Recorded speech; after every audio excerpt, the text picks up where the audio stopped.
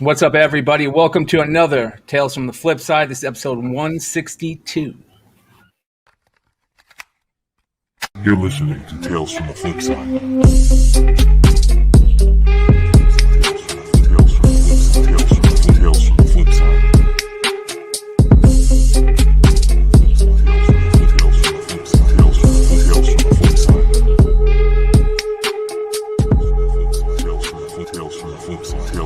Tales from the Flipside. What's up, everybody? Welcome to another Monday night. We have a large crew with us tonight. Tonight's going to be a really fun show. John Z is in the house. Nico is here with us. We got Dinesh. Dinesh is going to try and hang out all show. So much love to him. Sean Big Legs in the house. Dino, the CEO with the red jacket on. Try to do it. And we got Steve Horn, My Bargain Comics. Make sure you guys go check out mybargaincomics.com. One of the smartest speculators in the game. But I want to give a shout out to everybody out there live that is watching us, that's going to be watching us, and every one of you guys that watch us on the replay. Thank you for leaving comments, letting us know what we can do better, what you love about this channel. We really appreciate that constructive criticism, guys. Just keep it coming. So a lot of stuff to talk about today. Of course, the big thing is we got Dinesh in the house. So shout out to Dinesh, Bad Idea Comics. You guys all know about it. You guys watched the interview with Nico. And we're going to try and get maybe a couple of questions in every once in a while. If you guys have some good questions you want to ask him, he's just going to kind of hang out and enjoy the show like normal too. So it's going to be a fun one. Hey, congrats on 162, guys. That's incredible. Thank you. This is the first time I've ever seen it, though, that Vinny Kumar hasn't got a shout-out within the first 30 seconds. Oh, my God, man. Vinny's a Hall of Famer, stud, bro. Dude. Vinny's a Hall of Famer. We need to get him on a podcast. It drives me insane. He every time I ask him, he's like, yeah, sure. And then he disappears for like a month or two doing famous things.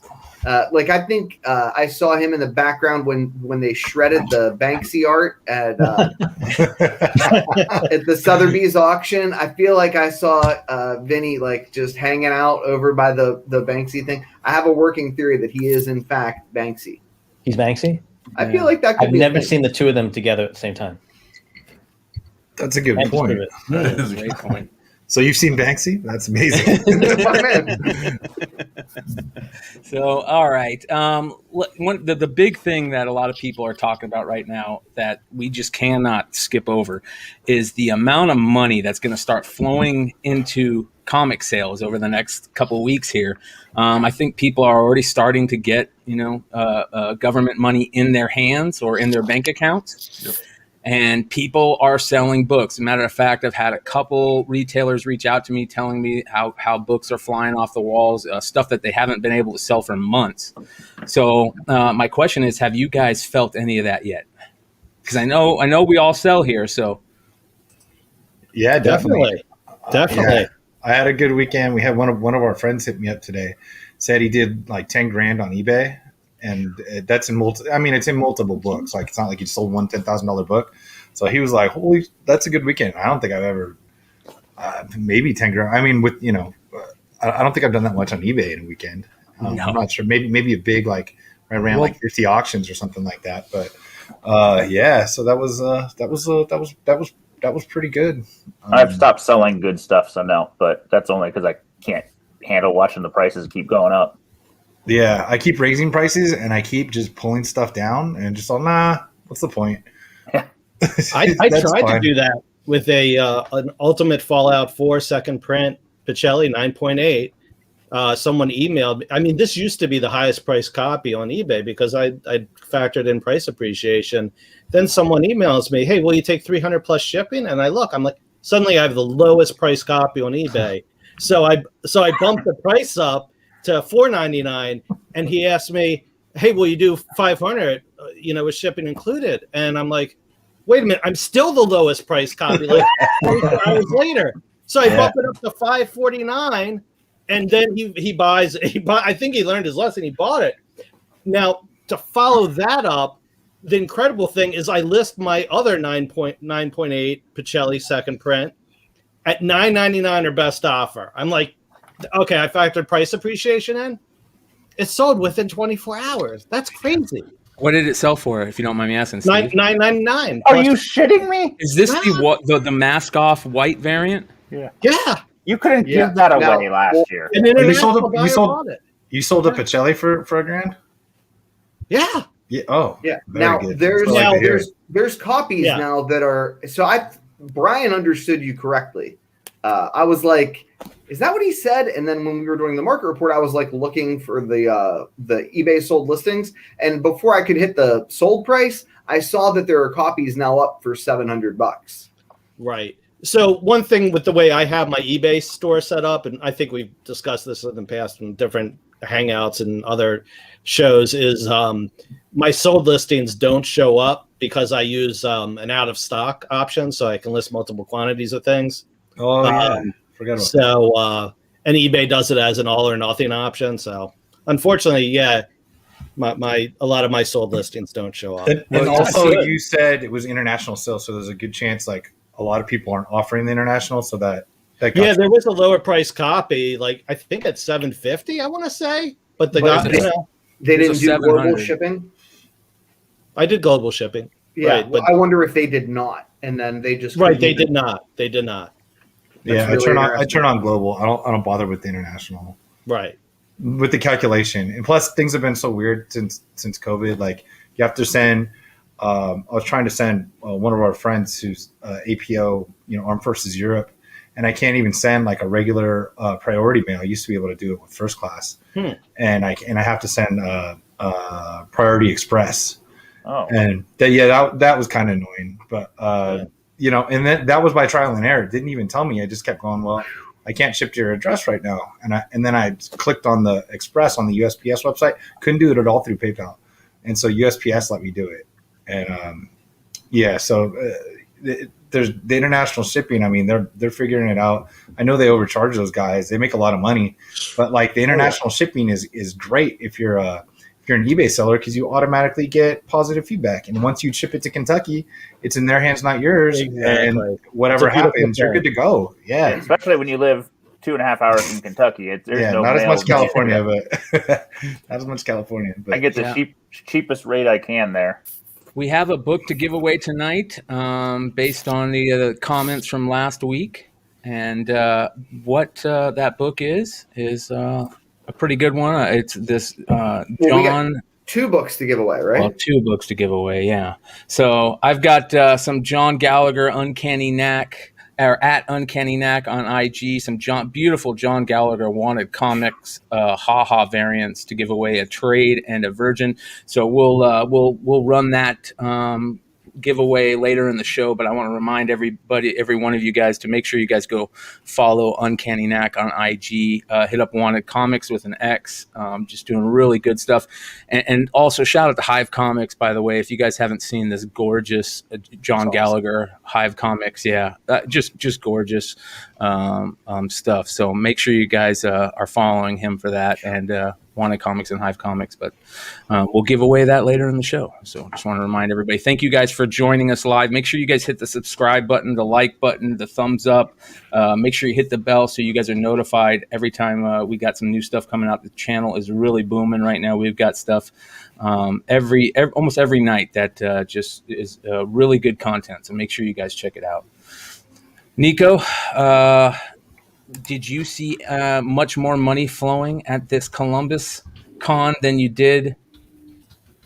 I'm thinking didn't slow down at all. And I talked to a ton of the retailers. I was there from start to finish, got to meet a ton of great people. What's up, Vinny? Finally met Dennis Barger in person. He was just a real gentleman. If you guys aren't familiar with Wonderworld Comics, check him out. He does, in fact, wear Deadpool pajama pants to conventions, so you can spot him if you're looking for him, and you too would like to meet him in person. But he was just incredibly decent and gracious and kind to me, which I am incredibly appreciative of. Jessup hosted us in his town in Columbus. Again, just an incredibly gracious host. Picked up the dinner tab, including my straggler friends, like paid for them too. Shout out Half Price Crook. Yeah. Fed fed everybody medium rare steaks from a grade A restaurant, Cameron's. Really, if you get a chance to check it out in Columbus, you should. Oh yeah, their food is absolutely amazing. And did anybody order a well done? And then he should have made them pay. I would agree, sir. I would agree, but no, our friends still have a little bit of class. Cameron is the only place I miss my wife living in Columbus. Even stragglers have class. Yeah. So I talked to the retailers after the show, and they were just head over heels. I mean, about half of these guys were in Cleveland the week before, and they said their sales were as good or better. Two of my real close friends set up Nerdbox Comics. I don't know that they watch this, but they're just great guys, and they did better in Columbus than they did in Cleveland. In fact, gangbusters, and big books moved. I mean, you just routinely watch $1,000 books, multiple $1,000 books sell. One of my friends sold a Hulk 181 for cash, standing at a booth. Right, the guy was like, "Is that for sale?" And he's like, "Yes, it is." And then they, departed real quick, and bing, bang, boom, done. That was before I got there because I wanted to make a play on it. Literally gone. He's like, $5K. Can't hate me for that. I was like, I'd be mad if you didn't sell it. So and we kind of talked about that. Yeah, raw. And what was the last 9.8? What the last 9.8 go for? Last 9.8, at least last week, I don't think there was another one, was $50K. And my question is, where's the ceiling? We've seen these kinds of price escalations for Hulk 181 in the past, right? Where they're just moving. Have we hit a tipping point? Will it sort of taper off?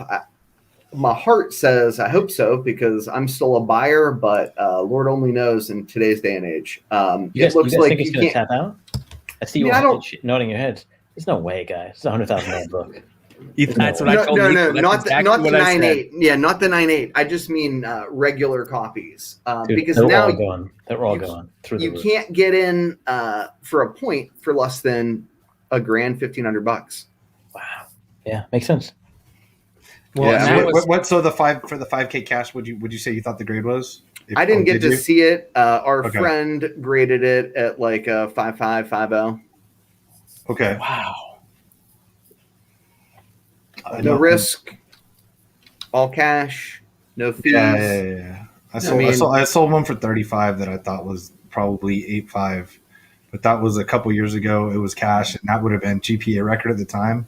And so I'm like, you know what? Hey, do you guys think that we're going to start seeing more of these raw sales because of how long it's taking grading right now? No.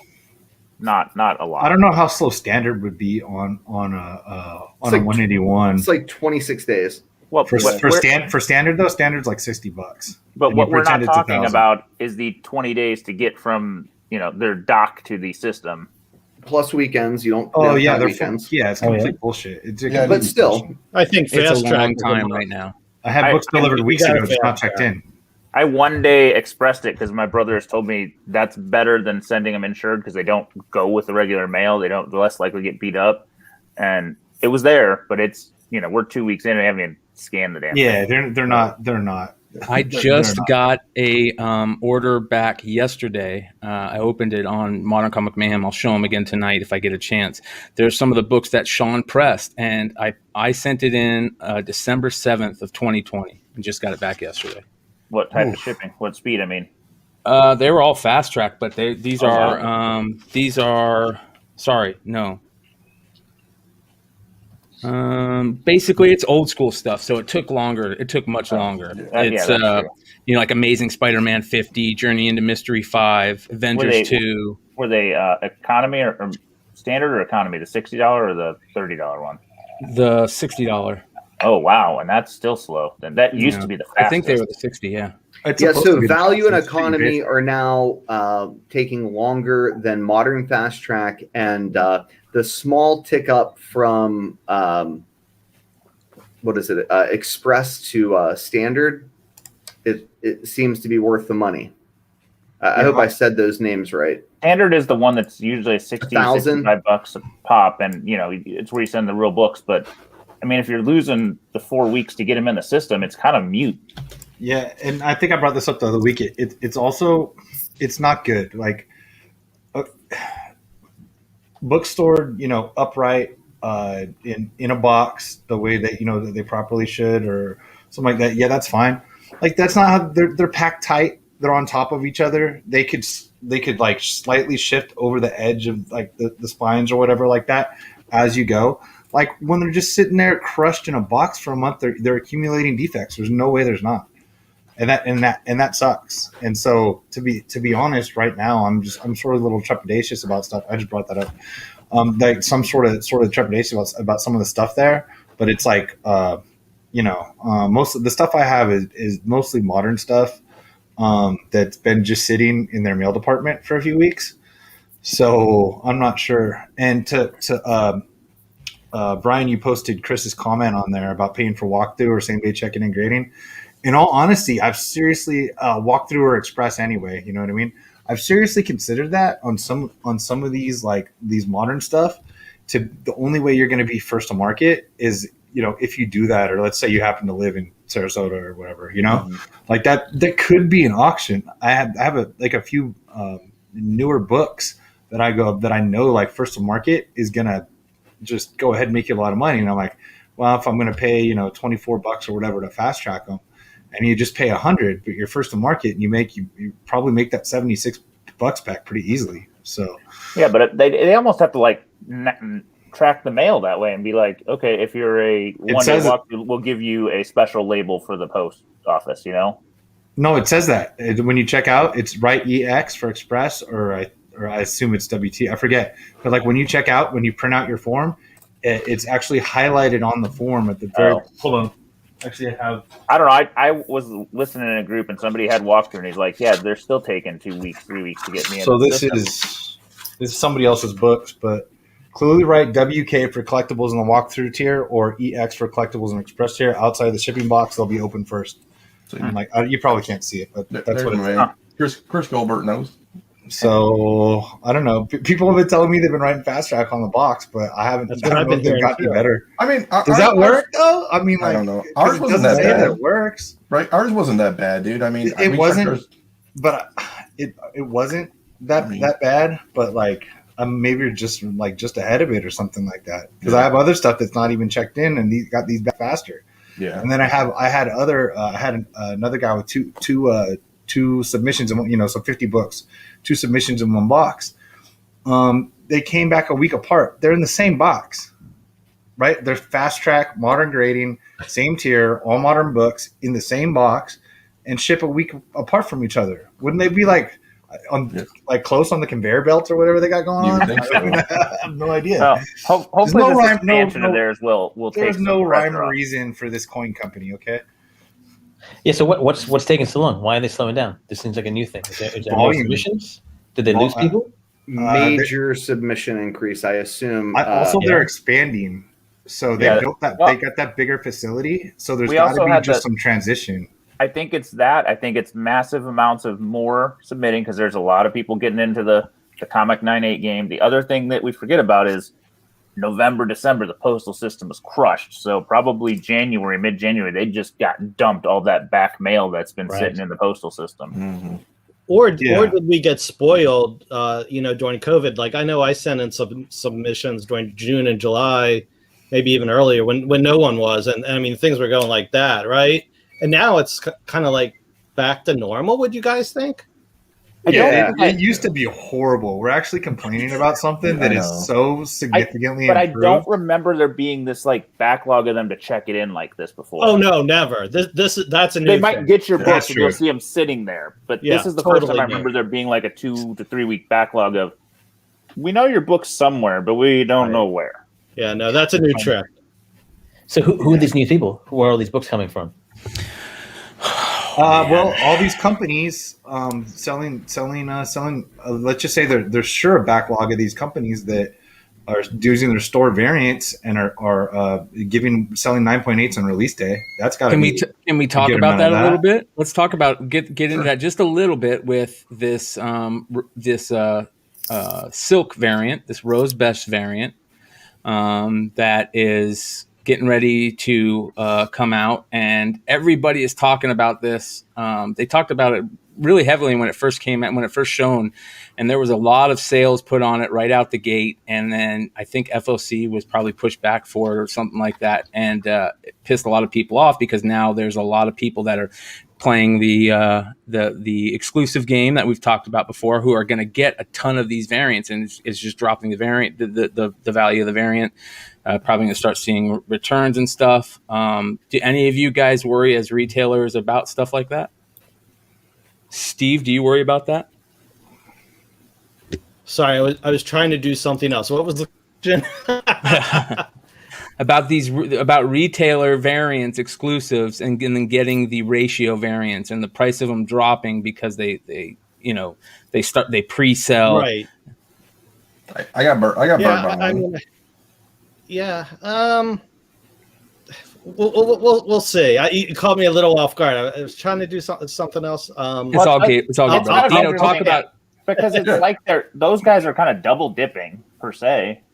I mean, because they're planning on selling their book at a markup, and then they're getting the book that the regular retailers are hoping to sell at a markup. You know, it's their kind of incentive to buy more.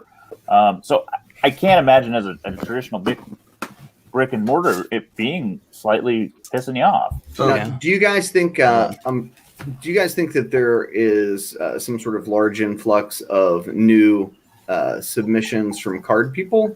Hell no, right? I don't think they understand it yet. I agree. I'm not saying that's not. No way. I know a ton of sports cards guys, and they are hitting me up like crazy for how this shit works. They're just buying nonstop. Yeah, but I think they're buying graded. I think they're buying the graded stuff already. I don't know if they understand the grading system. Not to say none of them do. Right, but there's there's psychos like me that are like, hey, Ben, so you do cards? Will you submit these cards to their comic friends for sure, right? But by and large, I mean, do you think that the majority of the people that are transitioning over from cards are actually subbing to CGC or buying graded stuff? I think they're buying graded stuff. Here's what I think's happening. I think Dinesh is 100% right. All these sports card guys are reaching out to all their comic buddies and asking about this stuff. But in the sports card market, there's two types of collectors over there, right? I mean, there's multiple collectors, but there's two main types of collectors. There's the collectors who buy the singles, right? That's the already graded stuff. And then there's the guys who rip wax. And the guys who buy the singles, they don't send. I don't think they normally send stuff in to get graded. I think they already buy. They're graded. Buying the 9/8s. They're buying the 10s. Yes. The 10s, yeah. And so those guys are coming over into the comic world, and they are snagging a lot. I think that's why we're seeing so many sales recently.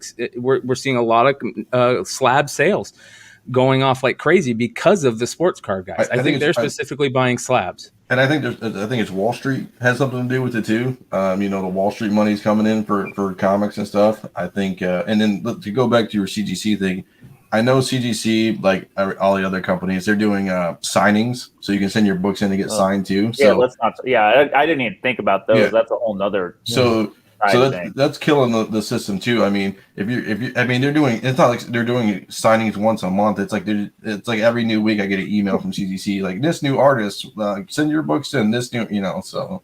Well, they've replaced the artist is selling it directly to the consumer. I did that. So for the first time, I ordered a CGC. I pre-ordered a CGC 9.8. This was a couple months ago from Patrick Gleason, the second print webhead version. Because I'm like, okay. Dude, so did I. It was the first time ever, also. Yeah. I mean, you don't get a new classic, every now, that often. And I'm sort of a believer in that cover, and except that blue third print. Let's not talk about that one. But yeah, so I got that from his website. I haven't received it yet. I mean, I know it just came out 2 months ago, but I'm sure he's facing the same thing as everyone else. And I know Campbell and I know Campbell has been doing this forever, and some other artists. But Pat Gleason's been around for a long time. I've been going through some books lately, and I'm like, oh wow, this was DC 2011. Pat Gleason interior art, and all of a sudden he's selling direct to consumer CGC 9.8. So one of the interesting things about that con was I had a coin guy with me. One of my buddies, he's like got a gold buying shops, where like you see in big cities where people come in and sell gold, diamonds, gift cards, whatever. And the liquidity for coins, because that's where he really, deals like high-end coins, just isn't there like it was 2-3 years ago. And he's interested in comics. So he knows how to grade coins. He had his little jeweler's eye with the light on it, and it was some fancy deal that it measured, I don't even know what. And he's buying Golden Age books off the wall. Like, I like that one. And alarming me, I'm like, no, yes, that one's good, not that, right. You know what I mean? And just dropping cash, and I'm just like, oh my god. Right? Yeah, I have a friend in the VC market, and he's a coin collector, but he tells me that is a very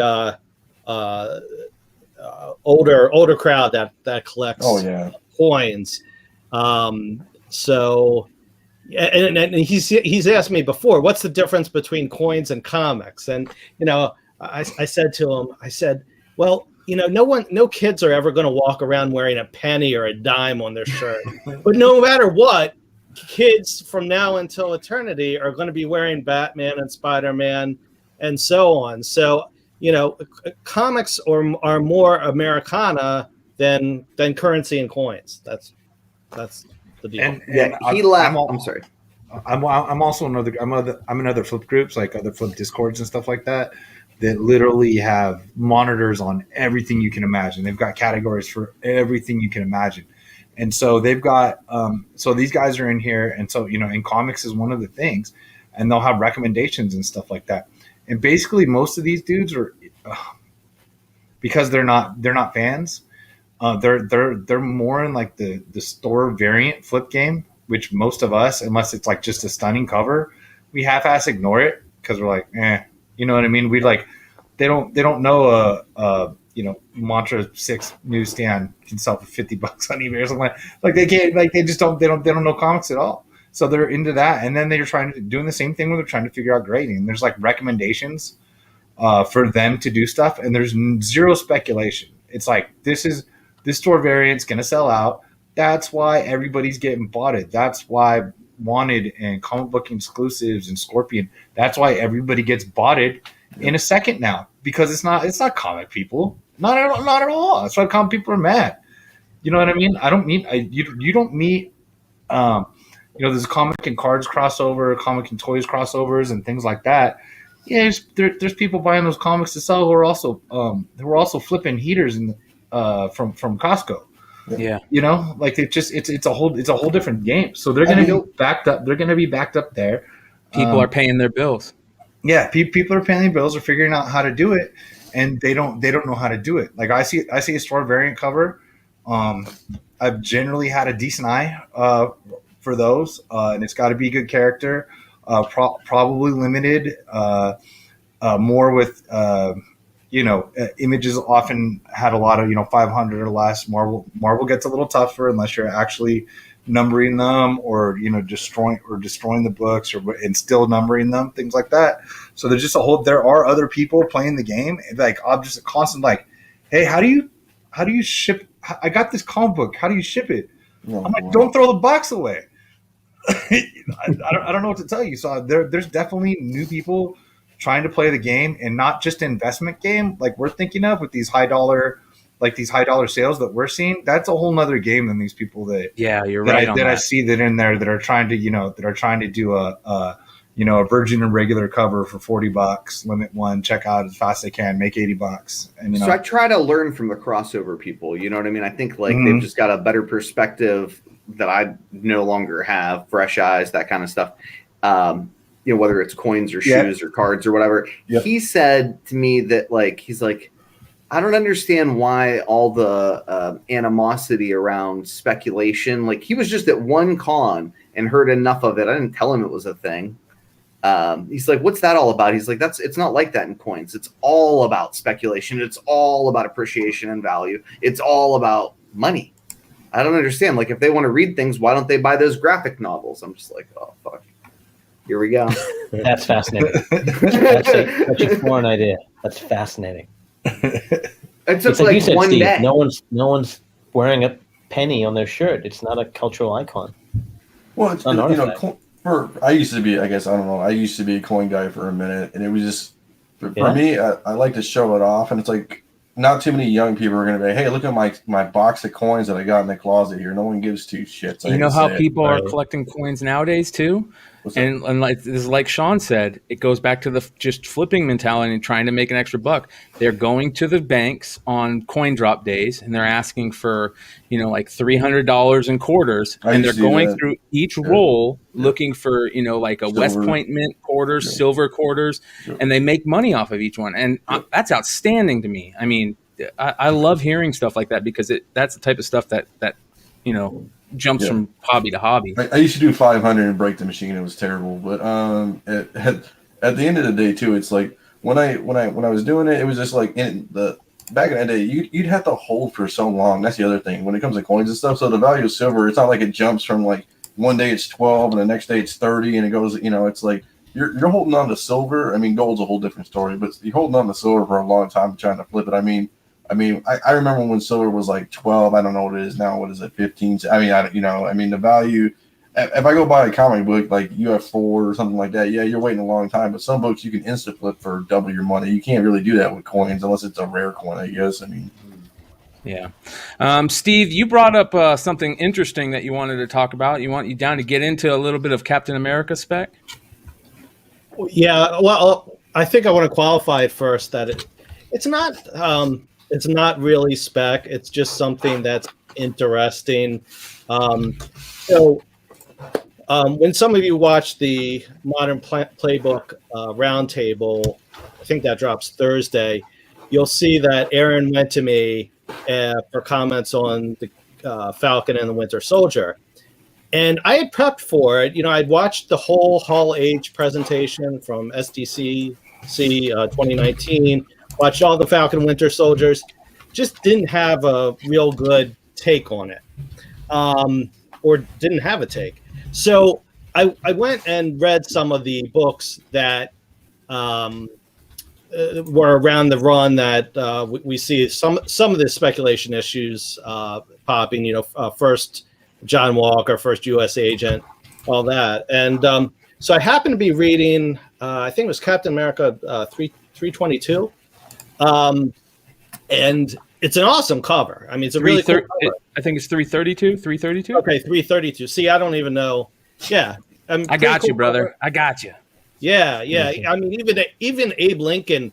If you really zoomed in, he has a tear. He's crying because Captain America in this issue. This is the issue where he gives up being Captain America, and not by choice. Basically. The commission comes to him, and the commission is a task force specially appointed by the president to over its special operatives, which Cap was the first special operative, at least at this point in comic book continuity. So they come to him and they're like, hey, we the government financed Project Rebirth. You were the first to undergo the super soldier experiment, and you signed a contract stipulating you'd serve the country in an official capacity. He verbally agreed. I mean, they're like lawyers here, but it's like the head of the CIA and other agencies. He verbally agreed to serve the country as its official mascot.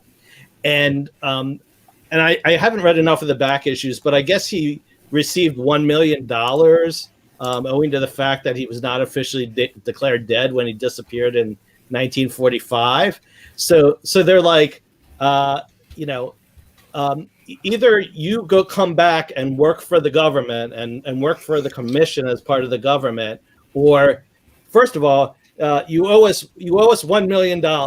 And Cap is like, oh crap, I just spent that on a national computer crime hotline or something like that. I'm going to have to ask Tony Stark for the money.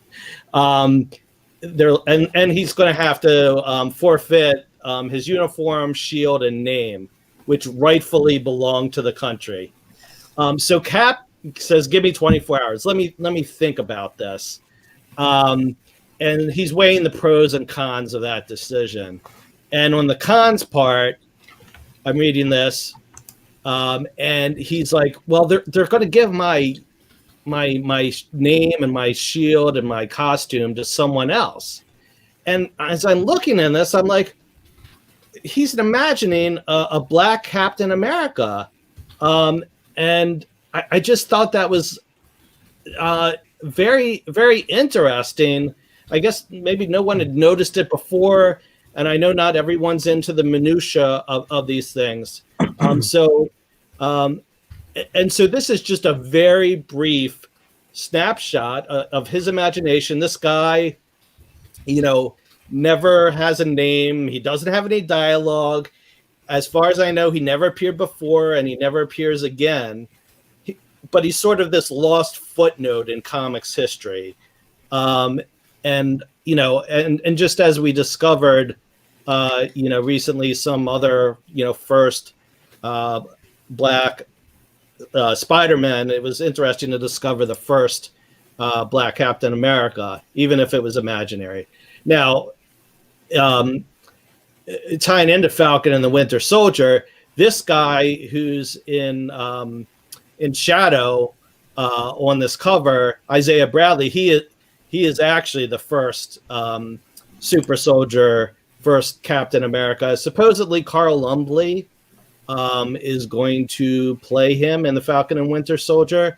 I know this is a book that our friend Mr. Longshort just loves, and a character that he loves.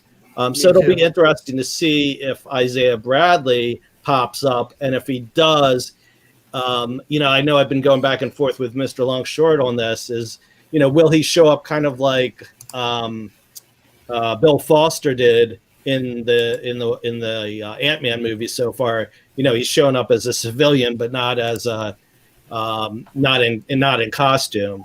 I think that's more of the question. So we go from the first imaginary black Captain America to the actual first black Captain America. So I'm not saying go out and buy this, but if you like this type of thing, it might be something you didn't know about, and now you know, right? The more you know.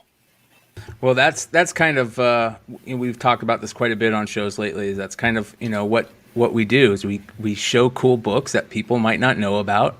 None of these books are books that people have never read before, never found before. It's just stuff that people may not be talking about, and there's people out there that might not know about this stuff, and it'd be a cool thing to find in a long box somewhere. Yeah, very cool, man. Hell yeah, that's dope. Thanks. All right, like Steve said, you guys make sure to check out the Modern Playbook stuff that's coming out. They've got 2 shows that come out every week. They've got the Spec 10, which comes out Tuesday mornings. So tomorrow morning you'll see a new Spec 10 from the Playbook crew, and they've got their Roundtable show, which drops Thursday morning. So make sure you guys check those out. They've gotten a lot of support lately. A lot of people catching them for the first time and really enjoying that content. So really good stuff, Steve. Very cool, man. All right. Do you guys want to talk at all about the Justice League stuff before we get into Market Report? I know that the Justice League Snyder Cut apparently got leaked. There was some type of thing where if you watched the shows a certain way or watched Tom and Jerry, yes, you know what I'm talking about. The perfect companion. Yeah, to Snyder Cut. And then you can only see like part of it, right, or something like that. Some people can see part right? of it, but some people can see the whole thing actually. So it was like it, I don't know. They stopped it on different accounts or what was happening, but some people got to see the whole thing, and then some people got to see partial of it. Well, so I watched Tom and Jerry with my kids, and I missed the Snyder Cut. Are you serious? Yeah. Oh, get out of here, man. Get out of here. I did watch it. I didn't see it. Dinesh, what do you think about the Snyder Cut in general? Oh, dude, this is the dumbest, most exciting thing the movie business has ever done. I don't think I've been this excited for a movie since I was like 12 years old, knowing full well it's going to be such a train. It can't be good. You don't think so? The reviews are. I mean, it can be good in that way where you're like, it's trash, but I like it. Well, it's not going to be actually good, right? Here's the only thing that I talk about, and if he could make a movie as good as his trailer, it would be fucking amazing, right? Like you got to hire that guy to make your trailers Yes. On opening day, you'll sell more tickets to your next movie than any movie in the history There's no of time. characters or story in a trailer. I think that's where he falls down. Yeah. But the sad thing They're so is good, that though. Those trailers They're are so good. it's going to end on a cliffhanger, and we're never going to see. Yeah, because there were supposed to be 2 other movies after this, so it basically ends on a cliffhanger. You'll never see. But here's the thing: the original was a mess. I mean, we're not meant to see this. We don't know. You're right. You're 100% right. And there's a special character. I don't want to spoil it for everybody, but then don't. If you want to know, Google it. Yeah. But I mean, the original was a hot mess, so this might be better. But I mean, now it's a 4-hour opus. Yeah, did you guys hear? Did you guys hear what Christopher Nolan said about it? I think I probably talked about it on here. Christopher Nolan, 3 or 4 times. Yeah, I'll say it again. Christopher Nolan watched the Snyder cut way back when, watched the Whedon cut way back when it first came out. Before it first came out, he watched it with Snyder's wife at the time, or Snyder's wife, and went to go back to tell Snyder about it because Snyder couldn't watch it, and he told him, he's like, "Don't watch it. It'll break your heart, man. It'll break your heart." So if Christopher Nolan knows what the original was supposed to be like, and he thought it was good enough to say that, hopefully that's what it is. Or he just watched the trailer. What if he just watched the trailer and he's like, "This is going to be an amazing movie"? I know, but it's someone does a terrible painting, and then someone else comes and shits on it. I'm like, don't. It doesn't mean that it's good. Yeah, it just means that it's different, right? I'm just stoked to see Darkseid. They messed up by not having Darkseid be in that thing in the first place. Maybe the cliffhanger is that it leads into the Flash movie, the Flashpoint, which hopefully will reboot the entire DC cinematic universe, and I'd love for it to make me forget what's come before. Well, they can do hard, but I think that might be asking a little much. And you guys know I'm the DC fanboy.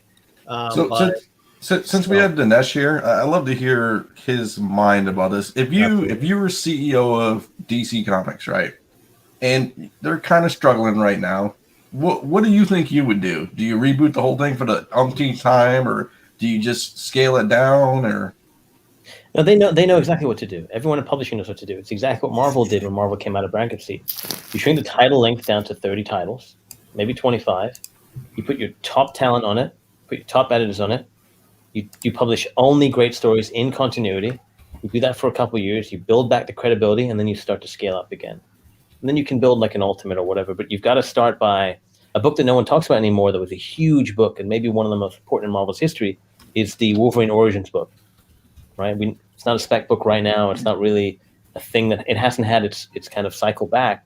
But at the time, that was massive. And what that really did is it said to the world, hey, we can tell important stories and do it well again. DC needs to do that, in my opinion. Amen. Yeah. That's the problem, though, is it feels like they gutted everybody over there to even tell those stories. Quarterly, right? That's the problem is they're doing what Marvel did before they rebooted or before they came out of bankruptcy. They were looking at quarterly earnings. So you can't tell a good story and meet your quarterly earnings. Good stories tend to do well in the long run, not flash in the pan. That's the trick. So let's ask the other question. If you're at a Warner Brothers or whatnot, what do you do with that universe? At Warner's in the cinematic universe? Yeah. And it's tough. I think the problem they have is they don't understand their characters. I love the Snyder movies. I think they're amazing. I'm so glad they exist. I don't think they're good, but I don't think that really matters. I think they're just amazing.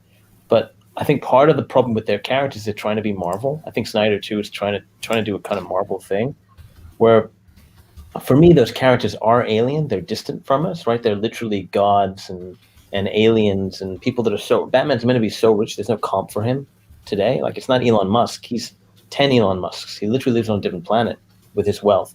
And I think they need to lean into that. The kind of Kurt Swan Superman image that's very famous is the one where him floating in front of a kid pointing down saying, stay in school, don't do drugs. They tell us what to do. They never have a problem doing the right thing. Marvel's characters, like Peter Parker, always struggles. He knows what to do, but he struggles because he wants to go on the date. And they're trying to do that to the DC characters, and you really can't do that. You have to play them as gods, and that's the trick. And it's all the characters around them that are human. That's why those characters. That's why Lois Lane is so important. They don't really utilize her in the DC universe right now. That's kind of, for me, that's the problem. Interesting. Yeah, sounds like Christopher Nolan Superman, though, right? No, but it just sounds like, characters that were written a long time ago compared to characters that were written when people were using really good drugs. Well, I'm sorry. It sounds like Christopher Reeve's Superman, though, right? Like that was. I love this film. Yeah, I mean, that was the beauty of it. Like we know the end of the first one. Yeah, we know they have it in them because they did Titans, and Titans is so good. I mean, I think everyone on here and probably in the chat thought beforehand it was going to be terrible. I mean, hot garbage, and I'm a Titans guy, right? And I think I'm not sure if I know anyone who's not on the Titans train, but no harm, no foul if you're not. But Titans was such a big deal for me that it was the first real show that I remember. I totally trashed it before it came out because when the teasers first came out and everything, I was so against Starfire's casting because I was just like, it just doesn't make sense. And then I watched it, and she was the best character in that first season. Like she was so damn good, and that was the first time that made me go, from now on, I'm never going to judge something just by the teaser or the trailer or the casting. I'm going to wait because she was so damn good and it was unreal. So thanks to everybody in the chat on watching live. We got 140 live viewers right now. We appreciate each and every one of you. We're going to be giving away that book here in a little bit. So if you guys did comment, make sure you stick around and make sure you hit that like button. We appreciate each and every one. Can I make one quick comment on this? Like my child, my 8-year-old, to me tells me what's going on at DC is in his mind, Aquaman is the strongest superhero that exists. Superman is a wussy. He puts Aquaman against the Hulk. That is what they've done to their universe. Is the character we thought was a joke is now their guy. He's awesome. Yeah. Well, we got to remember we're getting old, and there's a new. And your son has a thing for shark covers, right? Yeah, but that is true. But it is interesting it's because they cast Momoa, and Momoa is like, well, and my friends' kids love Black Panther in a way that I didn't.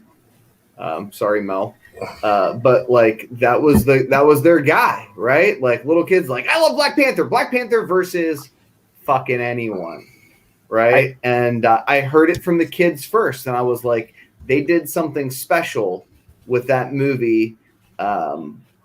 I still don't know what it is. Apparently, I couldn't awesome. See it. You crazy? It's great. Yeah, my kids will watch, and it hit kids in a way that I think was just magic. My kids will watch Marvel movies over and over. I come down Saturday morning sometimes, and they're rewatching Black Panther or Winter Soldier or whatever, like for this 10th time. But they've watched Aquaman a few times. They've watched Wonder Woman once or twice. I tried to get them to watch Batman versus Superman 20, 30 minutes in. They're like, this sucks. We're out. Really? They just have no interest. There's too adult for them? I guess, but it was all three kids. I mean, I got 8, 10, and 13, and none of them thought it was interesting. Mm. Yeah, I think it's very important to talk about how well Marvel did in their cinematic universe and bringing stories from their comic book universe. I think that's just such an amazing part of how they did so well too. So, you guys want to get into the market report? What do you say, Z? Yeah, sure. I will. Forefront. I didn't do a ton of research today, so this is going to be a lot of off the cuff observations. We've got a lot of market report to talk about. So, all right, here we go. You just flash them, and we'll go and see what happens. I'll Hey, Dino, can you flash them? Yeah, sure. All right, here we go, brother. They're going to flash them. Yeah, I know. Yeah. Get out. That's the cruises you go on, brother. I'm just going top to bottom here. Okay, ready? My man. Oh man, this is funny. Nico and I have been watching a card guy who's been talking about 9/8s, and me and him were both talking. Maybe 4 weeks ago. He mentions he bought one of these for $1,500. He thinks it's gonna be a $2,000 book soon. It's a $2,000 book now. Yeah. Yeah, I love it. But yeah, these are the books that I just sold every time I touch them because I'm like, there's 1,000 of them. Yeah, I mean, this is like what was it, like $100 book back in the day? I don't know, like 100 raw, pretty much, like in a VF. Yeah, I mean, yeah, it's 9/8 or $300-400, and now they're just through the roof. So These iconic Marvel books are nuts. I remember I had this offering for like a $400 newsstand, and because or maybe it would have been $400 because I had like, I don't know, $50 or $70 in eBay bucks or something like that. And then I think it was just like, and it went after midnight, and I was trying to get something good, so I canceled the offer because I wanted to use the bucks on something. You know what I mean? Yeah. Yeah, that would have been goodbye. It would have been a goodbye. Yeah, and you know what? It just, you know what sucks? I thought I was going to buy and sell these things at the same price, like for my whole life, and they'd inflate like $50 a year. Yeah, they all pulled an ASM 300 and went nuclear all at once. Mm-hmm. Yeah. So I think John and I's strategy, and we're apparently too late, is really to kind of hone in on classic books that we all knew about when we were younger, when we were collecting both cards and comics, because here comes the new money from sports cards people, and those are the books they're going to buy. Yeah. Apparently, you guys think? We're too Is that smart why for this that. book is blown up? I'm sorry? Is that why you guys think this is blown up? Well, I think it's easy identifiable. It's the black suit. It's, first black suit or tied for first black suit. It's an iconic, AF-15 homage. It's one of those books that when we were all kids, it's a $40 book or $30 book. We're all like, I'm saving my pennies for that one. Yeah, it checks the boxes. It's crazy. It's not even a newsstand. It's just No. Nah. I don't know if the card market or the new money understands newsstand versus not. Right. So I think that on the GTA screws it up. Yeah, they don't yet, but I think that's going to happen, and it's going to hit like a ton of bricks. And I think the reason that they'll take to it quick is because of what are the shiny cards called? Prisms, the foils or whatever. Yeah, I think once they start to get hip to it, that'll be their thing. But that's why I like other weird books like Spider-Man 1 McFarlane Newsstand. You know what I mean? Because once they figure that out, I think those things that are super common in direct but were cool in newsstand are now going to be sought after. And I think that's the problem is like if you're just looking at GPA, it doesn't differentiate. Correct. So they'd see it's $2,000 book in newsstand. Well, it's $2,000 book. Okay. Did they start doing it or not start doing it? I had heard. No, not really. Some books. I mean, it's kind of like CGC. Some books are newsstand, some aren't. So I think they only did it when it was like when there was something significantly different. So price differentiations are automatic, but then they still have like the aberrant book where newsstand is important enough that they will create a separate census for it. Yeah. And then separate census gets separate GPA. You know what I mean? Because even Spawn, you know what Spawn 9 is, but Spawn 1 isn't, which is kind of weird. Yeah. Right. If this was a newsstand, it would have been a $5,000 book. So just because it's more rare. I'm gonna take over, Nico. It's me. Go ahead. Do it up, dude. They're out of complete wacky order, so whatever. Sure. This book defies logic. Every time I look at it, it's the one book I regret selling more than any other book I've owned twice. So $3,000 for a 4.5, which I mean, Jesus Christ. But we were breaking records back in the day. I mean, I know Sean broke records. I think a year ago though, you could have bought a mid-9 for that. Yeah. I mean, it's crazy. Yeah, no. I didn't break any records. I didn't sell, but that came in that Bronze Age lot that I had. Oh yeah. That's the one that I didn't bother. I didn't sell, but last year I did have it on eBay.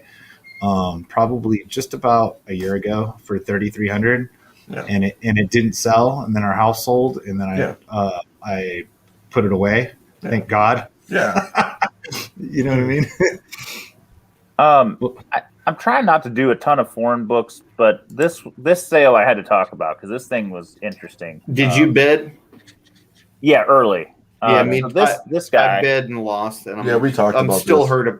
I'm still fucking hurt. I want you to know. I should have taken a better image, but this was a book a friend of ours from the foreign group found in Greece. He just liked it. He didn't know why, and then when he got shown it to us, we're all like, "That looks real familiar." So it's what everybody's kind of consensus is. It's the kind of inspiration for Cinderella Love 25 by Baker. Yep. He at least had inspiration. It's a goddamn fucking swipe, bruh. Well, but I mean, some of it's there, some of it's not. There's definitely 2 or 3 age romance book ever. there's 2 or 3 images in there that are directly kind of used in that cover. So he definitely used that as reference material or seen it or something. I mean, there's no way not. And for a Greek random magazine from, I think the early 40s. And Greece has been in, turmoil and civil war through the 40s and 50s. And for any of that to survive is amazing. Yep. He had kind of talked to someone, we're like, I don't know what you sell it at. I mean, I'd give you X and I'd give you Y, but nobody knew. He put it up. There was a lot of chatter on Golden Age groups. It hit 1,500 with a lot of bidders over 1,250. I think there were 6 bidders over 1,250 on this bad boy. This thing's awesome. This thing's amazing. And it may. There aren't going to be a lot of these. That's for sure. So the other thing too, before we kind of move on, is there's other magazines out there. Me and Nick always talk about this. There's other magazines that are homages to other stuff. You got to know what you're looking for. This isn't the first, and it won't be the last. I'll tell you that. No, but I mean, we have what is it? The Kirby image for what's Foxhole 1. Foxhole 1 is Stag Magazine Volume 2, but that's an American magazine that's a little more common. There's a freaking Greek magazine. Well, and the other one to pay attention to are the Golden Age covers that were swiped from pulp covers. Oh, yes. And I think these are all kind of like emerging markets. The thing that's so beautiful about this particular book here is that I've seen one copy of Cinderella Love 25 come up to auction. It was from another continent in the last 3 years, 2-3 years. And then there's this. Those are the only 2 shots I ever had at buying either of those books. I threw a bid in just to be like, I don't want it to go this cheap, but if it goes more, it's cool. But yeah, I don't have enough love for it. But I was like, holy cow! Dina duped me into thinking I could snipe it. Do we know anything about the magazine? Is it like a travel magazine? Is it a woman's magazine? Is it? I think it's humor and some stuff in there, random stuff. There were some images snapped. Somebody's taking scans. Got comic stuff in it, right? Comic. Some of it, yeah. Yeah, okay. there's some comics. Interesting. Is Cinderella Love? I mean, so that's a Baker also. Yes. Yeah, it's probably. This is not a Baker. This is what we think he kind of uses as reference frame. It's arguably the second biggest Golden Age romance book of them all. Okay. There's one that Baker did with the prostitute on the cover that's probably, I think, traditionally considered number 1. But I think these days Cinderella Love is traditionally considered number 2. Yeah, it's up there. All right. This one just was a Golden Age that caught my interest. Mary Marvel's first appearance, and wow, I hadn't seen one sell in auction for a while. So that's cool. 2,600 for a 7.5. I can't see all the images, so I apologize if I'm going real random, but we're trying to get through them. Why does she always got her arms raised like a field goal, man? All the covers. She was a cheerleader. Leave her alone. Yeah. Boy. Perfect Crime 23. This is my second favorite Perfect Crime book, but it's got this creepy image in the shadow and the mirror. I don't see this one very often at all. Maybe 2-3 times a year. DS snagged the last copy. I think that was up in a no reserve auction, which was much nicer than this one. So yeah. It's a book on the move, man. Yeah, this was one that was not thought about for a long time. Giant size there. What do we got here? This one I was tracking X-Men books, and this one popped up almost 800 for cable. When the movie came out, Deadpool 2, this is pushing 4 or 5. So it's jumped again. I kind of think this one's behind when I look at this one. Psylocke for $1,200, and I'm like, come on, dude. This one used to be so the weakest first week. Oh yeah, the weakest first appearance of all time. Oh yeah. Again, not a newsstand. It's fascinating. Well, and I understand this one, but I mean, people like that other cover more, the Lee cover, right? How about the fucking Captain Britain book? That's I don't know. It's about twice as expensive as a shit '90s book. I would die before I paid $1,000. Captain Britain 8, that's like 7. First Betsy Baddock, that's like 77 or something like that. Like this book makes my and it's newsprint and it's from England, so it's tough. Yeah, well, you used to be able to get a 9.6 for like 2 Gs all day on eBay. I don't know. Who knows? It could be like $10,000 today. I don't. I have no idea. The world's I have changed. not looked You that know what I up mean? yet. Deadpool non-newsstand, almost 3K.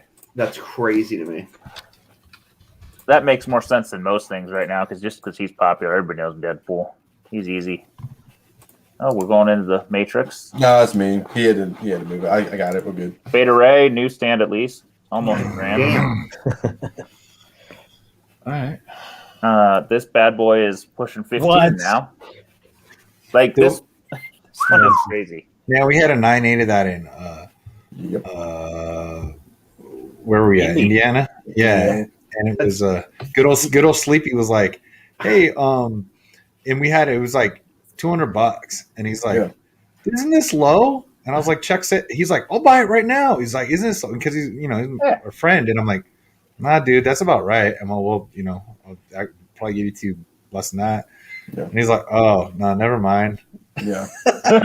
Ouch. Is this 5x in a year? Does that sound about Yes, right to everybody? it's through Easy. the freaking roof. Yeah. No, easy, man. Wow.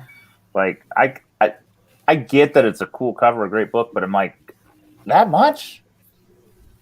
Really? Yeah, that's. I think that's one for that we've common been in book. this hobby too long, and it used to be so cheap, and we can't wrap our heads around it. That's the Well, I mean, it's hitting. That's a year. 2 year ago, a year and a half ago, a Spidey 300 and a good deal. You get a 9.8 for $14.50. I mean, that'd be a good deal. It hasn't dropped below 2,000 lately, but that's I mean, I literally asked Nico, if you see an ASM 309.8, let me know. And I'm like, what am I doing? But that's a trend, right? We're seeing that with that McFarlane Batman. We're seeing that with Oh, the McFarlane. Zek Captain America Annual. There's a whole trend of cool covers that are just popping. I sold that 423 Batman 9.8 for $800. The third print. wow. It was This like one's crazy. when I listed it for 100% not doing Calvin Ellis in the movie. when I put there's 800 millions when I of put $800 on it for a price, there was like 10 copies at $350 on eBay, and then I heard it cha-ching, and I'm like, what the hell? All right, good for me, I guess. I don't know. Dinesh, why are they 100% not doing Calvin Ellis? I can't get in trouble and say, but they're 100% not doing Calvin Ellis. It's such a very Are they specific 100% story not too. doing Val Zod? I don't know about that. I know that Calvin Ellis was the thing that was happening, and then let's just say the person that was playing Calvin Ellis, his company kind of disappeared, and now he's just an actor again, and it's not Calvin Ellis anymore. Uh-oh. It's a cool book though. But isn't this the second appearance? This isn't even the first appearance, right? Correct. Well, first with the Superman on, but yeah, This is the logo. Well, the this Crisis. Crisis, Final Crisis 7. Yeah. Yeah. But it's still the image. That's what people are excited about. Yeah. It's First full. crazy. At least the guy knew how to write an eBay listing. Right. I mean, yeah, no shit. I look at books Man. nowadays when I like I do the market report or whatever whenever Z's not doing it, and I'll just be like, well, that was poorly listed but did well anyway. That was listed beautifully. yeah. It's horrible. Become such a cynic. What the? Get the fuck out of here. 9.9. No, it's a 9.9 9.9. though, dude. It's a I 9.9. mean, come on. That's man. fair. God, Hey, No, hey, no, By the way, no, if no. any book has been, if that thing's been bagged and boarded since birth, it's cardstock, sharp corners. They probably did get soft in a bag. I obviously haven't checked the census because I don't care. But that's wouldn't be the toughest 9.9 other than they don't give those grades out. But obviously that was graded at least it's a old 5 years ago So before the you label. can't press that, can you? Yeah, I mean, well. you can do stuff to it, but yeah, you're not gonna. But like on that card, if you take big old dent in cardstock, man, you can I flat got it out. I but got it's a, still there. I got a couple of them in newsstand. That's why I ask. I got them for There's cheap. 8 of these on the census. There's 8 of these in 9.9. Yeah, That's what that's you what expect. that's not surprising. Plus, it's an old book, and they used to be a little freer with 9.9. So I think I have another 9.9 on the list here, but I don't know. you do. Okay. This one just amused me. SpongeBob, 2011, number 1 for 250 autographed. I just thought that felt undervalued the way the world is. Jesus Christ, right? So, That's this is it. the 9.9. So, Yep.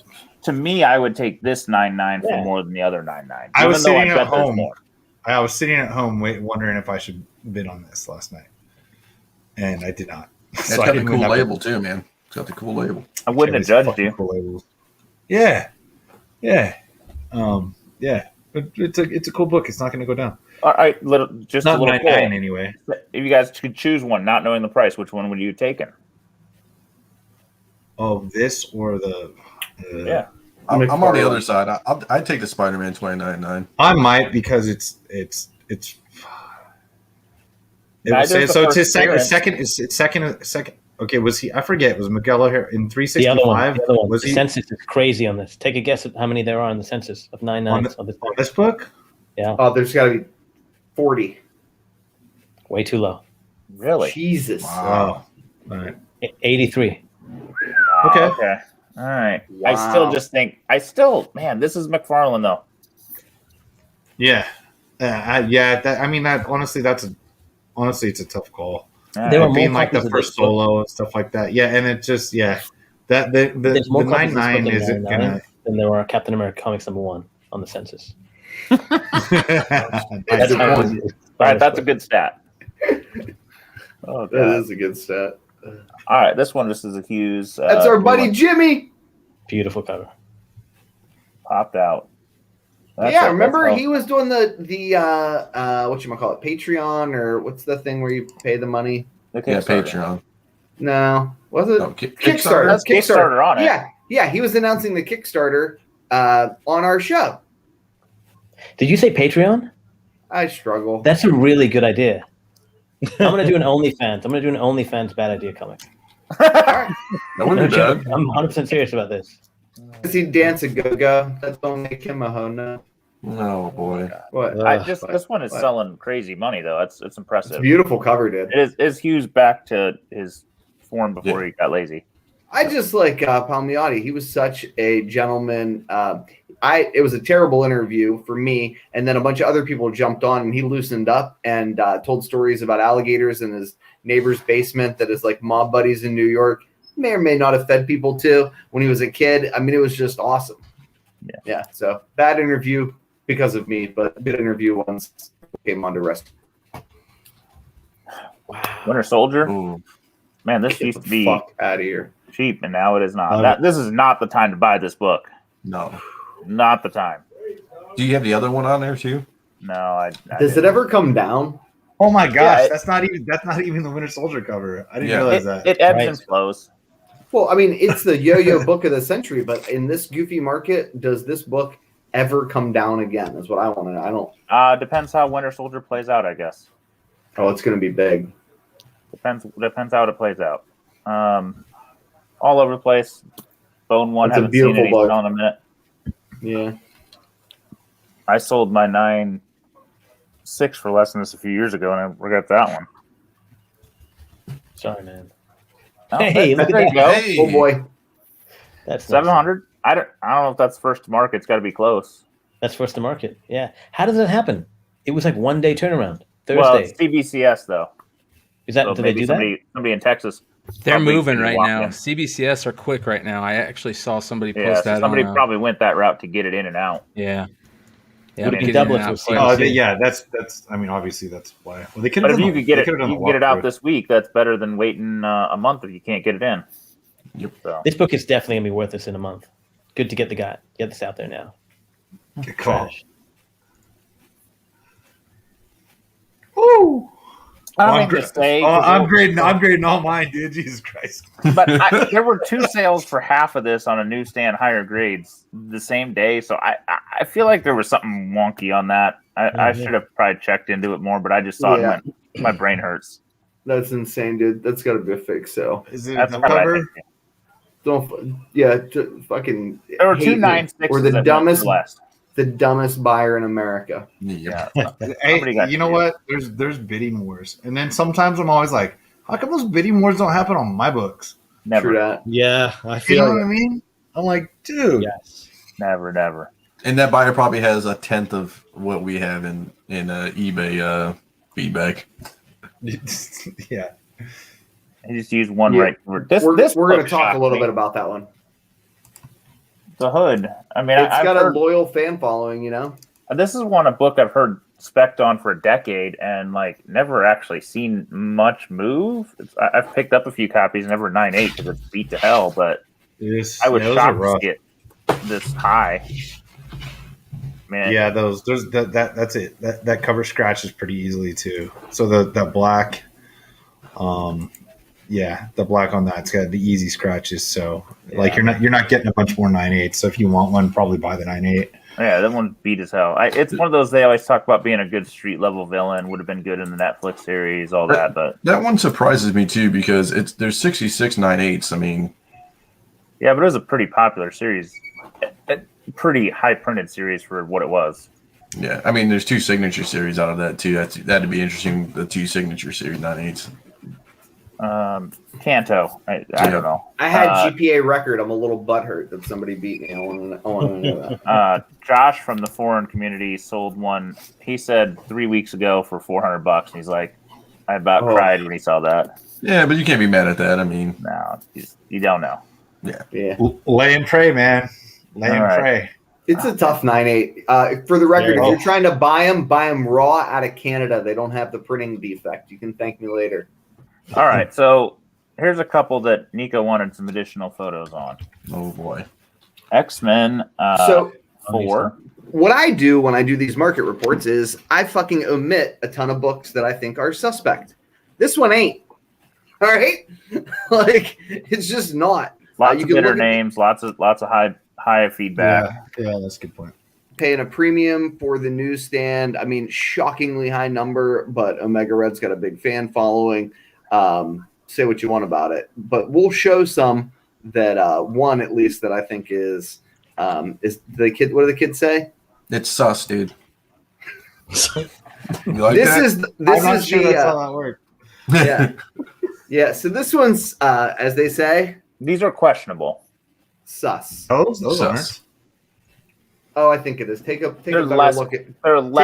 Take a better look at the thing. Now, am I trying to suggest that it's readily apparent that it's shenanigans? No, but when I look at a book that's less common than Ultimate Fallout 4, if it's deviating, substantially from GPA, I don't include it in our market reports. I just don't.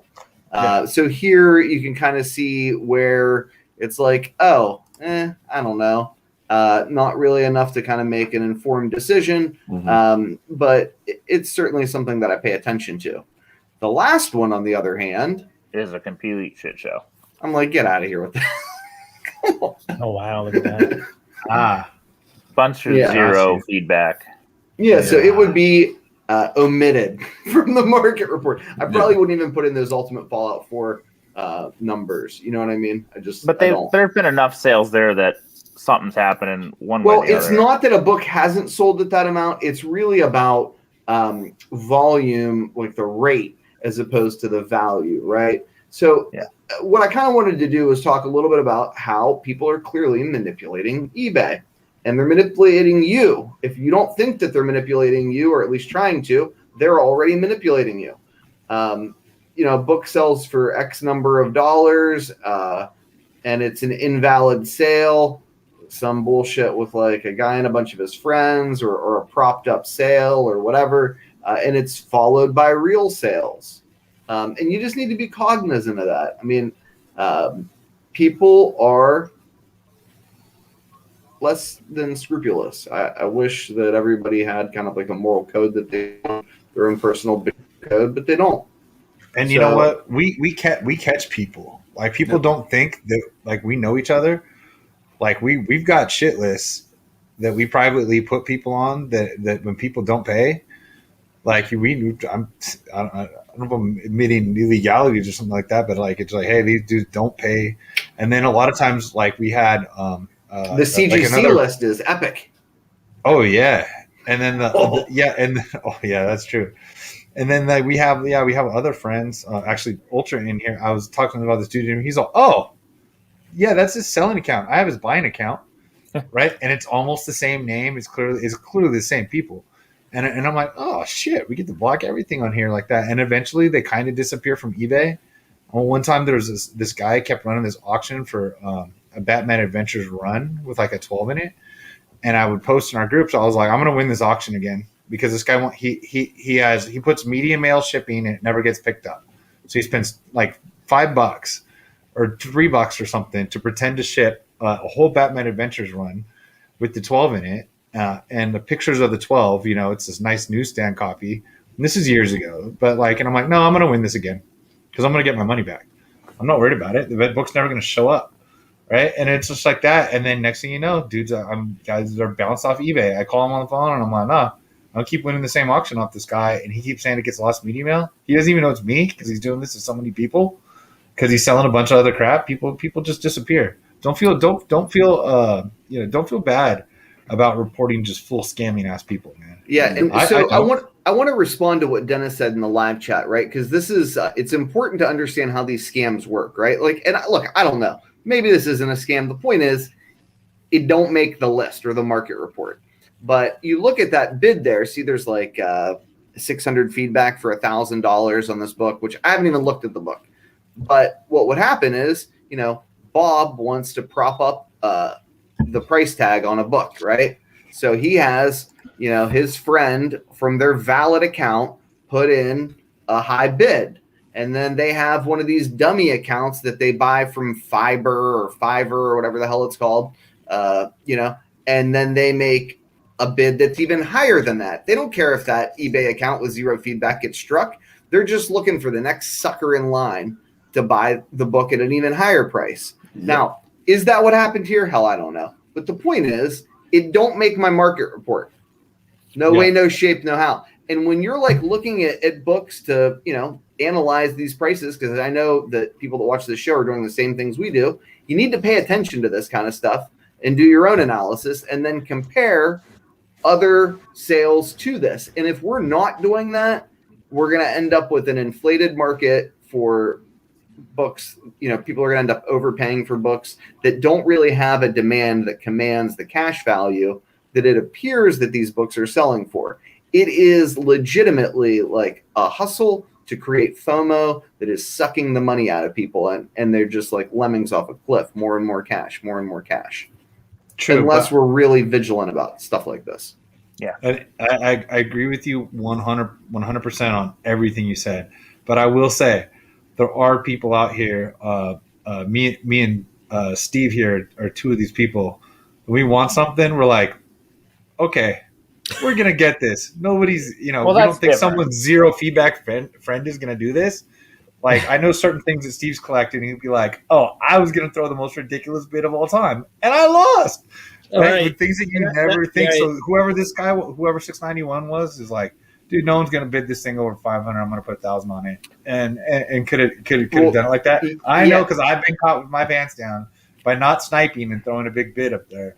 So anyway, and that's true, but right, that's how I've done that terrible idea. No matter what, I'm gonna win, and then I'll throw up some crazy ass number, and there's somebody else who will run me all the way to the ceiling, and I'm just like, well, I just overpaid by 25%, trying to be an asshole. Right. Hey, and so it says. And by the way, I don't want to ruin my reputation as El Cheapo, but Sean's pointing out a DC Universe rare variants. And that's for personal collection purposes, and for that I'll throw El Cheapo out the window. And mine's all Masters of the Universe, but at the same time, look how on this one how it says one retraction.